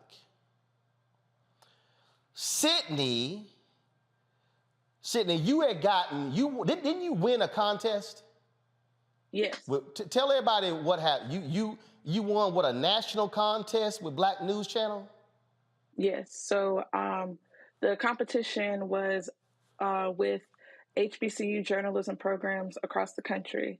And of the 30-something HBCUs that have journalism programs, only 4 students were selected from each of these universities, and I was one of the 4 that had been selected from North Carolina A&T. And so y'all were supposed to what? Have a paid intern with Black News Channel this summer, right? Right. And so what's up with that? What's the status of that? I had reached out to some of the BNC staff, and I haven't been able to hear anything back. However, I have talked with some of my professors who have been communicating back and forth with some of the staff at BNC who have pretty much said, yeah, it's in your best interest. Let's start looking at other options just in case this one just happens to fall through. Well, one of the people who's been helping you is David Squires. He's at North Carolina A&T. That's how I heard about you. I heard about this internship program. And so, Sydney, this is what's going to happen. You are being offered right now a paid internship on the Black Star Network for the 10 weeks this summer to work with this show and this staff since, that's the real reason why you're on the show. It ain't had nothing to do with no HBCU student. So I hit David, and he said A&T. They said they will assist with housing. I said, look, if y'all can help her out, get her here. I said she can work with this show for 10 weeks this summer on this show to be able to fulfill your internship. Oh my goodness. Oh my gosh.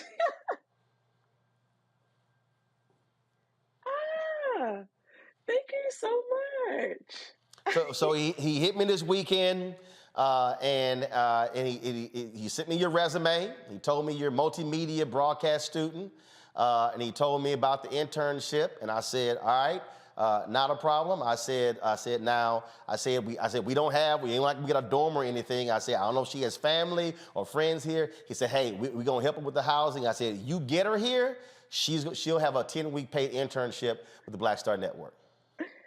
Oh my gosh. Oh my goodness. Wow. Oh my, I don't know if you can hear my parents downstairs. No, I can't hear your parents. You can tell your parents come up. We can put them on as well. Okay. But I need everybody watching to understand this doesn't happen if you don't own. This doesn't happen if you're not in business. And so when David reached out, I served on the board of NABJ with David back when I was a national student representative. So we go back to 1989. And so when he told me that, I said, hey, we can make this thing happen. And so we are happy to do so. I've already called your chancellor, my frat brother, Chancellor Martin, Harold Martin. I told him, I made him aware of this last night, as well as Congresswoman Alma Adams, that we were doing this. So everybody kept the secret. So yeah, so what, that's your mama? Yeah, it's my mom. My dad are coming around. Let me see. Mama and Daddy Ross, your daughter has an internship at this show this summer. Thank you so much. Absolutely. Well, look, we are happy to make it happen. When I heard about it and I saw her resume, I said we can put her to work. Now, Sydney, understand, we grind here. We work hard. I think you're gonna learn a whole lot. I think it'll be an exciting experience. And look, I remember when I was in college, I had a non-paid internship at CBS News in Dallas. I couldn't do it, but it was great because I ended up working at the Houston Defender, a Black-owned newspaper, and that set me on the path. And so I think it's about creating opportunities, and this is why our people support us. This is why we fight for advertising dollars so we can be able to provide economic opportunities for folks like you. Oh my gosh. Thank you so much. All right. So Carol will be reaching out to you. My producer will be working the things out, figuring out start date and everything. So you can rest easy. You now have an paid internship for this summer. Oh, Lord. Oh, thank you so much. All right. Looking forward to seeing you in the office. Thank you. All right. Thanks a bunch. Y'all take care. Bye-bye. Julian, this is why I keep telling people, this is what Black ownership means. And Roland, I will reach out to you. I'm in and out of DC. When I come back this summer, I would like to take the young lady to lunch and just get an opportunity to get to know her. As you know, I used to be the president of the low school across the street that would be Bennett College. But I am so proud of you, Roland, for doing that. Thank you. These are the kind of opportunities our young people need. I was about to start crying. I don't cry that much. Me too. But I mean, just thank you, Roland. I mean, it's so important for our young people, especially in journalism where doors are being slammed, to have somebody like you open them up. You have been, what they say, you have been a good and faithful servant. You love the Lord, you lift us up. I'm not going to blow too much smoke up you because your head is already too big. But but I really, thank you, Roland. The thing, Avis, and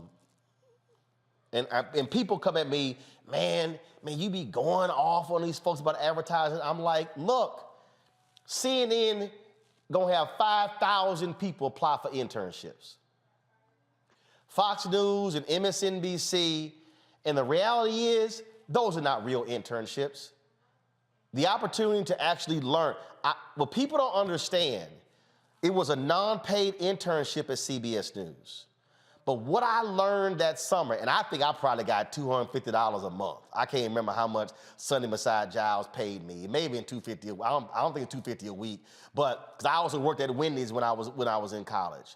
But what I was able to learn and what I was writing actually set me on the path that I was going on. And so if you never have a shot, you can't get it, which is why I'm trying to say to our black businesses, if you don't stay in business, you can't give nobody a shot.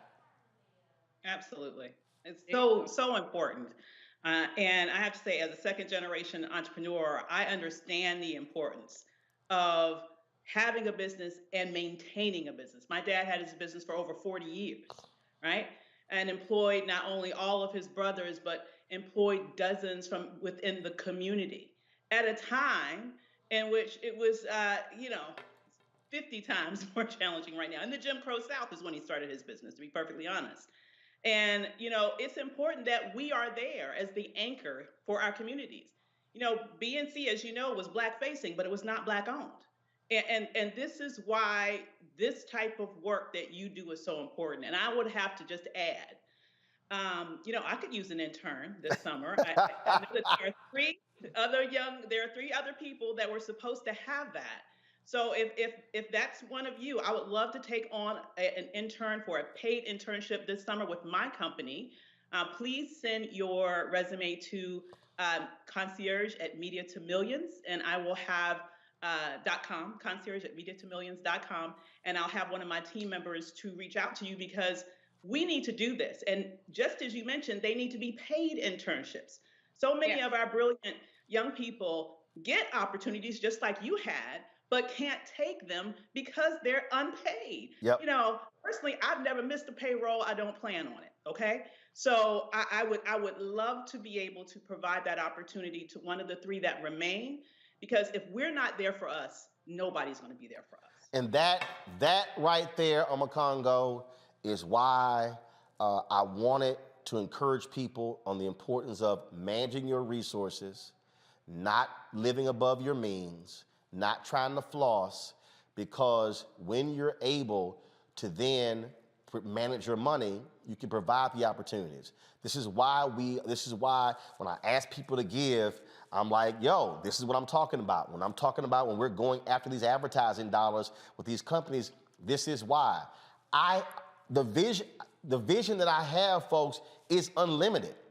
I can tell you right now, if we hit $5 million in revenue this year, I can absolutely add 30 people. Reporters, editors, producers. Now, you just had 250 people lose their job at Black News Channel. So if we're able to get the revenue, we can literally build a Black-owned media company and literally hire those 250.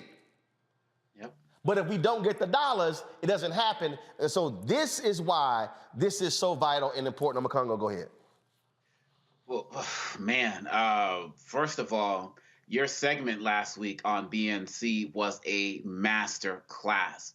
You broke it down. And with you, Roland, it's never personal. It's all about the business and how we can build better, build Black better, period, bottom line. And everybody needs to see that. It's only 50 minutes, and I'll be sharing that as well. So that's number one. Number two, if any of those interns do have some social media skills, I could talking about a social media manager. I would love to talk to one of them. If they don't even make it here, they can do that stuff at home.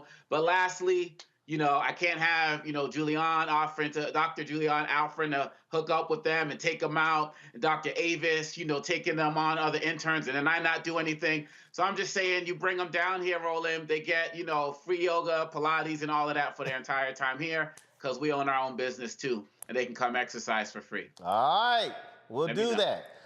And I did, so I just sent a text message to Gary Wordlaw. I've known him for 30 years through NABJ. He was one of the people at BNC, asking him to send me those 4 students who won BNC scholarships so we can place them if they've not gotten placed. And so we're going to do that. And so to everybody who's watching, again, this is why when I ask y'all for support, you understand now what I'm talking about. Some of you understand, because I get people hitting, man, you be up there begging. Yo, that's a paid internship. It's going to be more than $6,000, $8,000. And so when I'm asking you to give, when I'm asking you to stand with us, and we're going after the Biden administration to force these agencies and the ad agencies that they hire to spend with Black-owned media, that's what I'm talking about. $1 billion the federal government spends every single year on advertising, and Black-owned media gets 1%. No, we ain't satisfied. But we want y'all to support us in what we do. So some of y'all already hitting me up. P.O. Box 57196. You want to send a check or a check or a money order to P.O. Box 57196, Washington, D.C. 20037. You can also hit us up, Cash App, $RM Unfiltered. PayPal is R Martin Unfiltered.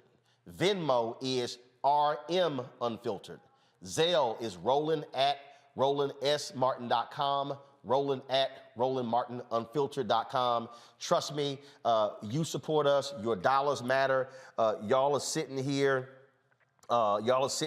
Sending stuff with us right now. I already see, giving coming in. I appreciate every single one of you. I'll be giving y'all a shout, and we told you, our goal is to get 20,000 of our folks to give an average of $50 each for a year. That's $4.19 a month, 13 cents a day.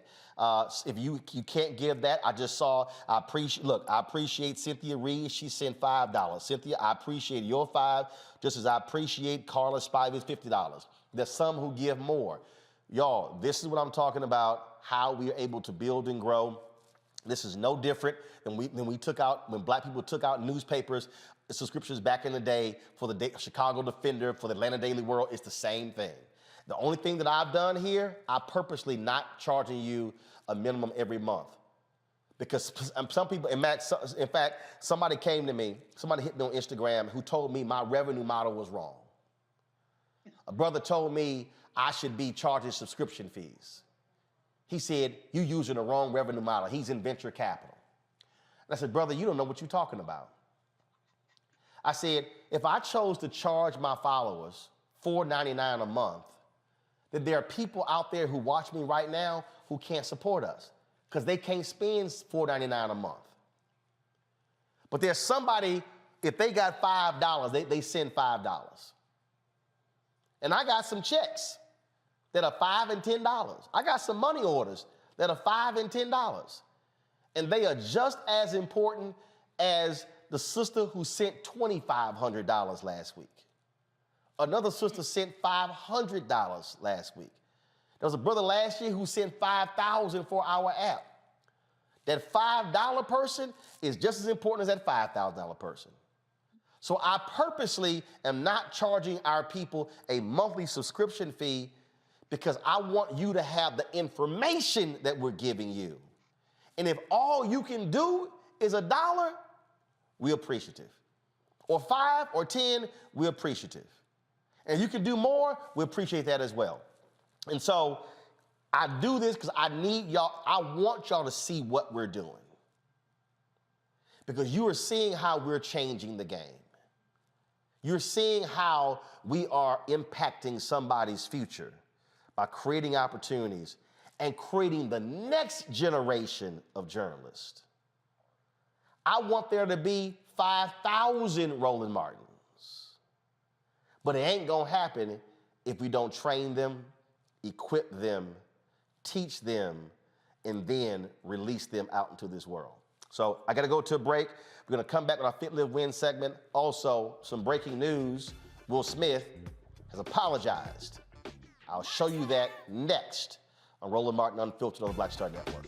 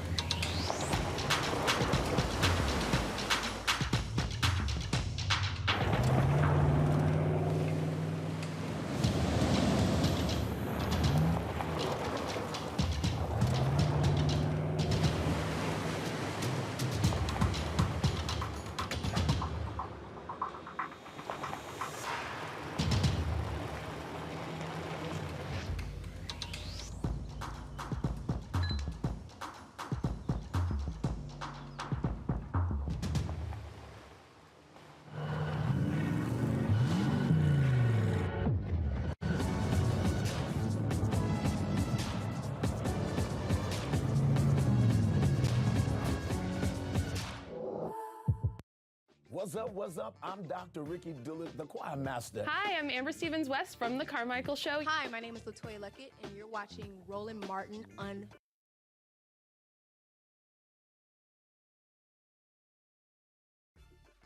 Breaking news here. Actor Will Smith has apologized to Chris Rock for what took place last night at the Academy Awards. This is what he posted 38 minutes ago on his Instagram page. Go to my computer, please. Violence in all its forms is poisonous and destructive. My behavior at last night's Academy Awards was unacceptable and inexcusable. Jokes at my expense are a part of the job, but a joke about Jada's medical condition was too much for me to bear, and I reacted emotionally. I would like to publicly apologize to you, Chris. I was out of line and I was wrong. I am embarrassed and my actions were not indicative of the man I want to be. There's no place for violence in a world of love and kindness. I would also like to apologize to the Academy, the producers of the show, all the attendees, and everyone watching around the world. I would like to apologize to the Williams family and my King Richard family.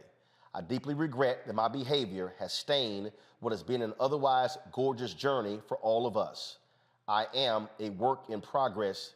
Sincerely, Will. Congo, your thoughts? This is why as I said before, this is why I love Will and Jada. Class act, class personified. And this is how men handle situations. And I'm just so happy that that happened. And I think Chris Rock should come out and apologize as well, because I believe that when you target the alopecia part of it, that was over the top. But yes, Will Smith just shows why I've been so in love with what they've done for over 30 years. Avis? Yes, that was a very well done apology. And I appreciate that, because we have all heard apologies that weren't really apologies, right? So I do appreciate the fact that he, as a man, took responsibilities for his actions, but also explained, hey, I was emotional because my wife was attacked because of her medical condition, as many of us assumed. And so I, too, am hoping here that Chris Rock steps up to the plate and reciprocates, so that the two of them can not only mend this publicly, but hopefully they can mend it privately and move forward from there. Julian? It was very classy. It was classic Will Smith, actually. I'm very happy and very heartened to hear it. I heard what Obakongo said in the previous segment about this being painful. And it really is painful for Black America to see two of our best and brightest brawling on a stage. So I'm just happy for that. I'm happy that he mentioned the Williams family, and Venus and Serena are two of the most peaceful people I know. And so to loop them in there, I think is really good. What I would like to see out of this, though, Roland, is that these two Black men could have a conversation about Black women, about who we are, and why Chris Rock is so misogynistic, why perhaps also Will, I think we all talked about how he reacted on behalf of his wife. I need to hear more brothers. You know, we have all this stuff for Black men, and we also have all this stuff for Black women, but I think we need to be much more intersectional. So I'd like to see them lead a conversation, maybe that you moderated, talking about Black women and about many ways that, as Avis said earlier, we're the mules. We're at the bottom of the totem pole. Why? And what are our brothers prepared to do to lift us up? Give me 1 second, because it looks like Chris Rock has issued an apology. Give me 1 second.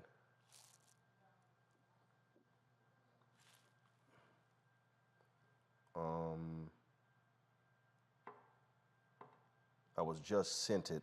I'm trying to pull it up. It wasn't on his Instagram page. It may be on his. Okay. Right. So what was sent is apparently a fake apology. That's why we check. Somebody sent it out. I'm looking on, because there's nothing on his Facebook page, nothing on his Instagram page. So folks, if y'all are posting anything about Chris Rock apologizing, it is not true. So I'm literally on his Facebook page right now. The last post on his Facebook page was on March 9th. And then nothing on his Instagram page. So no, there's nothing from Chris Rock apologizing what happened last night. So if y'all are sitting around, don't, because it's not real. It's not real. Got that much class. It's not real. Well, I mean, first of all, remember, Will just apologized, so we don't know if Chris is going to issue one. We don't know. We don't know. So if something is real, we'll definitely let y'all know. All right, folks. Fit, Live, Win. We're always talking about dental health. We had a conversation last month. Dr. Johnson is back again from this month. So, Doc, what you got for us this time about our dental health? Good evening. How are you? Great. Good. Shoot. I'm just here, ready to answer any questions that you have. All right. So we talked last time. We were talking about your dental care. We were talking about flossing. We were talking about brushing, all those different things along those lines.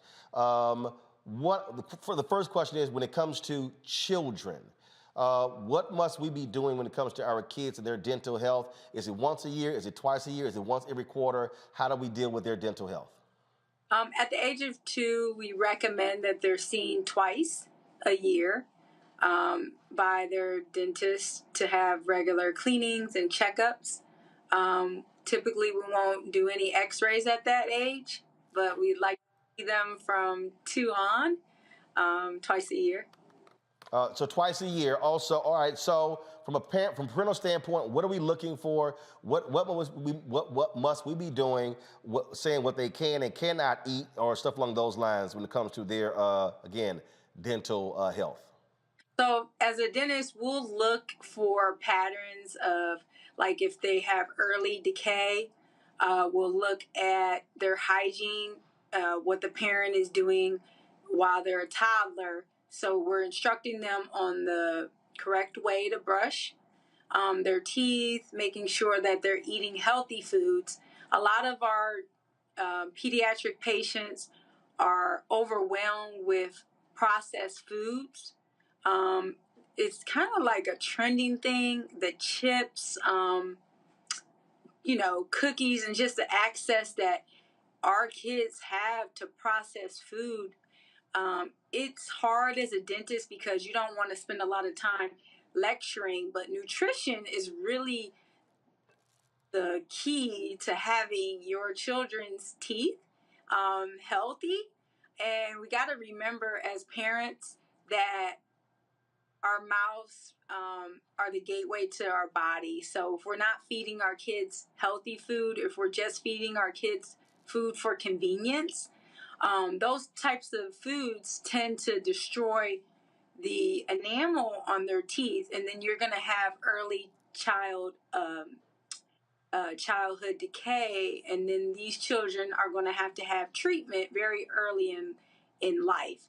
I see a lot of pediatric patients in my practice where we're removing baby teeth that have only been in their mouth for a few years. So we have to do better. Beverage wise, we ask our parents to limit juice to a cup a day, not a bottle. Wait, hold on. A cup a day? So so not even a whole Capri Sun? Nah, that's terrible. You know what we're looking at? look at the packaging on some of these beverages, right? And so the consumption for an adult is like what, 20 to 30 grams of sugar a day? Right. But we're giving our kids that in one beverage. It makes no sense. So, all right. So, let's see here. We got some, Congo. You got a question for Doc about dental care. Well, first, Dr. Johnson, whenever you're on, I feel like I try to mumble a little bit because it's like your teeth are so perfect. I'm like, people can't see mine, see yours. You're just amazing in what you do, and we really appreciate that. My daughter has braces, and I want to know what your thoughts are on braces for adults. I know like a decade ago, everybody was talking about Invisalign. Is that still the thing? Are there other products out there that adults should consider if they don't have the patience for regular braces that kids get? Yeah, so Invisalign would be the alternate to traditional braces. So you're not wearing a bracket, you're wearing more of like a mouth guard, and you're changing those trays on every 2 weeks, and you're able to still floss your teeth. You can take them out to eat. So in that way, it's a lot easier than traditional braces. The downside to the Invisalign can be sometimes cost. It's a little more expensive than traditional braces. And then also people tend to not be as compliant, where they don't have a choice to wear the traditional brace because they're glued to their teeth. Sometimes we have patients that won't wear the trays, so they don't. Yeah. So I think braces. Well, I'll say this here. Invisalign is great. I did it. You're absolutely right. You got to be very responsive. I was at the Alamo Bowl, and I'd actually taken the Invisalign out to eat, and I put them in my. I didn't have my tray. I put them in the napkin on my tray. Then, of course, took the tray away, put it in the trash. I was like, oh, damn. Oh. So I had to call my dentist in Chicago, like, Doc, I need a new tray. So it actually happened a couple of times, but they actually, I much prefer them than those metal damn braces that were on all the time. So yes, I definitely endorse Invisalign. Avis. Hi, Doc. So to me, one of the things that, once again, with adults as well in dental care, one of the things oftentimes we think about is how can we best whiten our teeth? And there are a lot of different products out there that you can use at home. But, I often wonder how safe they really are for our enamel, right, and for our teeth. And so do you have any suggestions about teeth whitening at home, or does it just make sense to go to a professional like you if you're interested in getting some whitening done for you? You mean like people say the charcoal, brush your teeth with charcoal and all that kind of stuff? Yeah. Go ahead, Doc.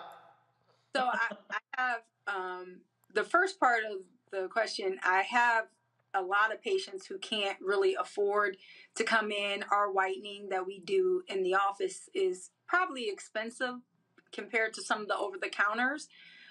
So those are typically safe. I can't recommend those type of products because as a professional, and we're not applying it and we're not teaching them how to use it, but some of them work well. Hydrogen peroxide is usually the component that will whiten your teeth. So if you're buying something over the counter, you would want to look for more of like a hydrogen peroxide base. The higher concentration whitenings you're only going to be able to get prescriptions for, and that will be when you go to see your dentist. So we do like Zoom whitening in our office. You won't be able to purchase that over the counter. Home remedies, as far as just whitening your teeth on your own, it takes a longer time, but you could pretty much use baking soda, peroxide. I have not experimented with the charcoal, so I can't recommend that. I personally don't see me putting charcoal in my mouth, so that's not happening. I'm just not doing it. So I think the way that we maintain our teeth also affects the whiteness. Sometimes people overbrush their teeth and they don't realize that they're causing the enamel to be thin, and it will make your teeth appear darker. Enamel is the white part of your teeth. When you brush too heavily, your teeth are going to appear yellow because now the dentin is being exposed. The other thing that I notice is people don't brush their teeth well. There's usually buildup and things and stain on their teeth, and so their teeth appear darker, and they really just need to get their teeth professionally cleaned. Also, you notice those dark fillings that people have in their teeth. That will make your teeth appear gray and dark. You can get those removed to make your teeth appear whiter. So I have a lot of patients, I just tell them use baking soda and, peroxide, and you can whiten your teeth naturally on your own. Improve your hygiene. Watch what you're eating and drinking. Our diet over time stains our teeth. So if you're drinking coffee every day, if you're drinking tea every day, cut back on those things and you'll notice that your teeth will look whiter. All right. Now, if you're drinking tea, let's say Snapple, do you drink it out of the bottle or with a straw? Well, if you're using a straw, typically you're bypassing your teeth, right? Versus like drinking it, you're bathing your teeth each time. So there's like this thing with the patients who still drink coffee. They'll like use one of those hard plastic straws to bypass their teeth, so they don't have to whiten their teeth as often. Okay. All right. Got it. Juliana, you last. Yes. First of all, Doc, you are perfect advertisement for your occupation. Thank you. Really white teeth, your really big smile. I just love it. We ain't even gonna show her hardcore fitness videos.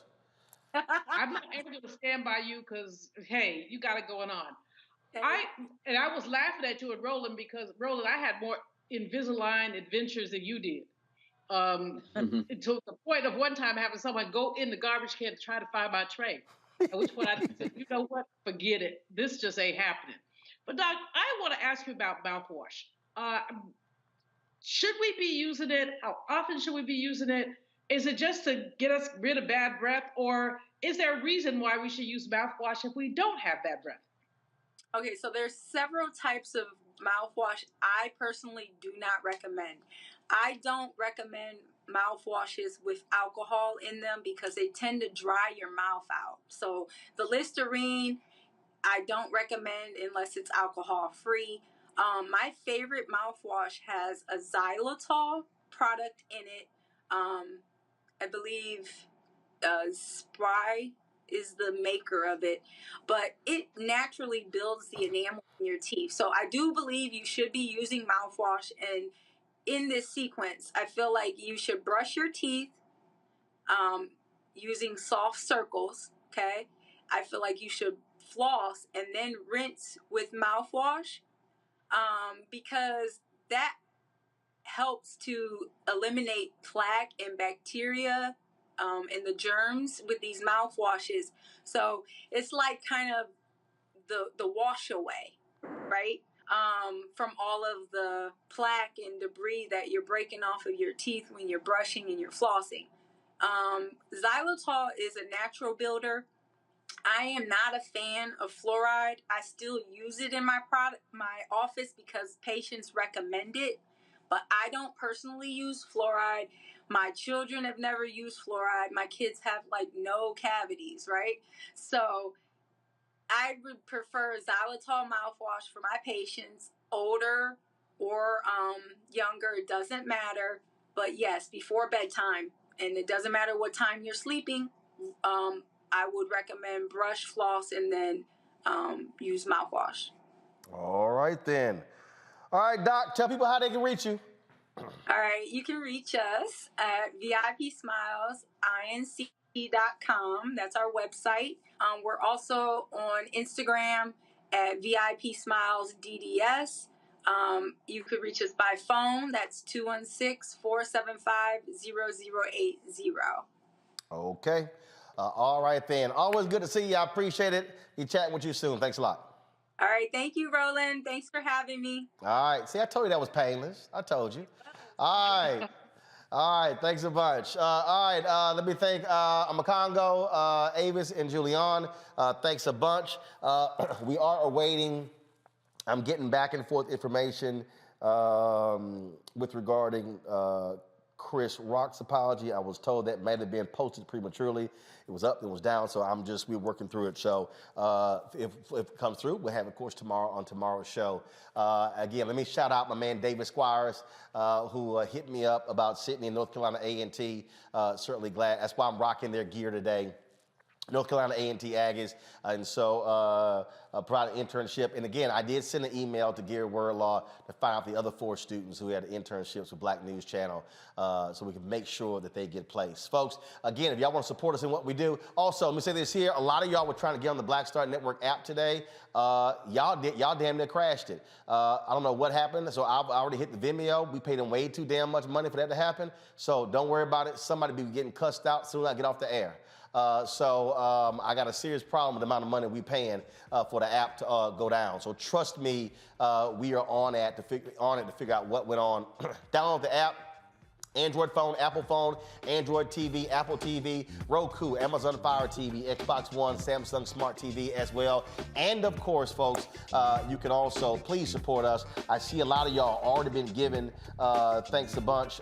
Again, P.O. Box 57196, Washington, D.C. 20037. Cash App is $RM Unfiltered. PayPal is R Martin Unfiltered. Venmo is RM Unfiltered. And of course, Zelle is Roland at RolandSMartin.com, Roland at RolandMartinUnfiltered.com. Let me give a shout out. Let me do this here, folks, to Harold Brooks. Harold, thank you so very much. Dexter Adams, thanks a bunch. Lori Jackson, James, let me see, Maria C. Krios, Priscilla Smith, Terry Brooks, Eldred Hightower, Tanya Donaldson, Don Williams, Varda Pleasant, Indami, Lakeisha, Jarek, Philip Gant, Graylin Brannon, Aaron Brock, Anthony Mosley, Joseph Margolis, Barbara Welch, Phyllis Bell, Chappella, Lazandra, Damon A. Morgan, Mark Brooks, Sherry, Byron Wyatt, Colette, Dorian Hilton, Victoria Kajini, Robert Bradley, Charles Berry, Krista Burnett, Pink Me Up, Anthony Stevenson, JoJo, Samoto Dabney, Michael Johnson, Addie Wilson, Carla Spivey, Cynthia Reed, DKP24, D. Henderson, Christopher McCoy, Karen Drew, Joan Warren, Clifton Hubbard, Jacqueline Crawford, Cheryl Bass, Sophia Newton. Let's see here. I'm going through here. Helen Evans. We also have, let's see here, Joan Cox. Let me go back to the top. Reginald Holly. I appreciate all the folks who literally gave during the show. I gave all of y'all a shout out. Again, if everybody, if you give, when we go off the air, trust me, I'll give all of y'all a shout out tomorrow right here on the show. If y'all want to help us pay for Sydney's internship, again, hit us up. P.O. Box 57196, Washington, D.C. 20037. Cash App is $RM Unfiltered. PayPal is R Martin Unfiltered. Venmo is RM Unfiltered. Zelle is Roland at RolandSMartin.com. Roland at RolandMartinUnfiltered.com. Every dollar matters. Boom. And let me thank Connie Fitzgerald. You just posted. Connie got in under the wire. And let's see, Harold Brooks, Daisy McDonald, Josephine Kiyamo, Jeanette Boone, Bridget Robinson, Melody Robinson, Trevin Johnson, Adrian Parker, Robbie Morganfield, Andrea Green Flowers, James Jennifer, and Connie Fitzgerald, all of y'all on PayPal, so I appreciate that. That's it, folks. I'm going to see y'all tomorrow right here on Roland Martin Unfiltered, Black Owned, Black Star Network. Ho!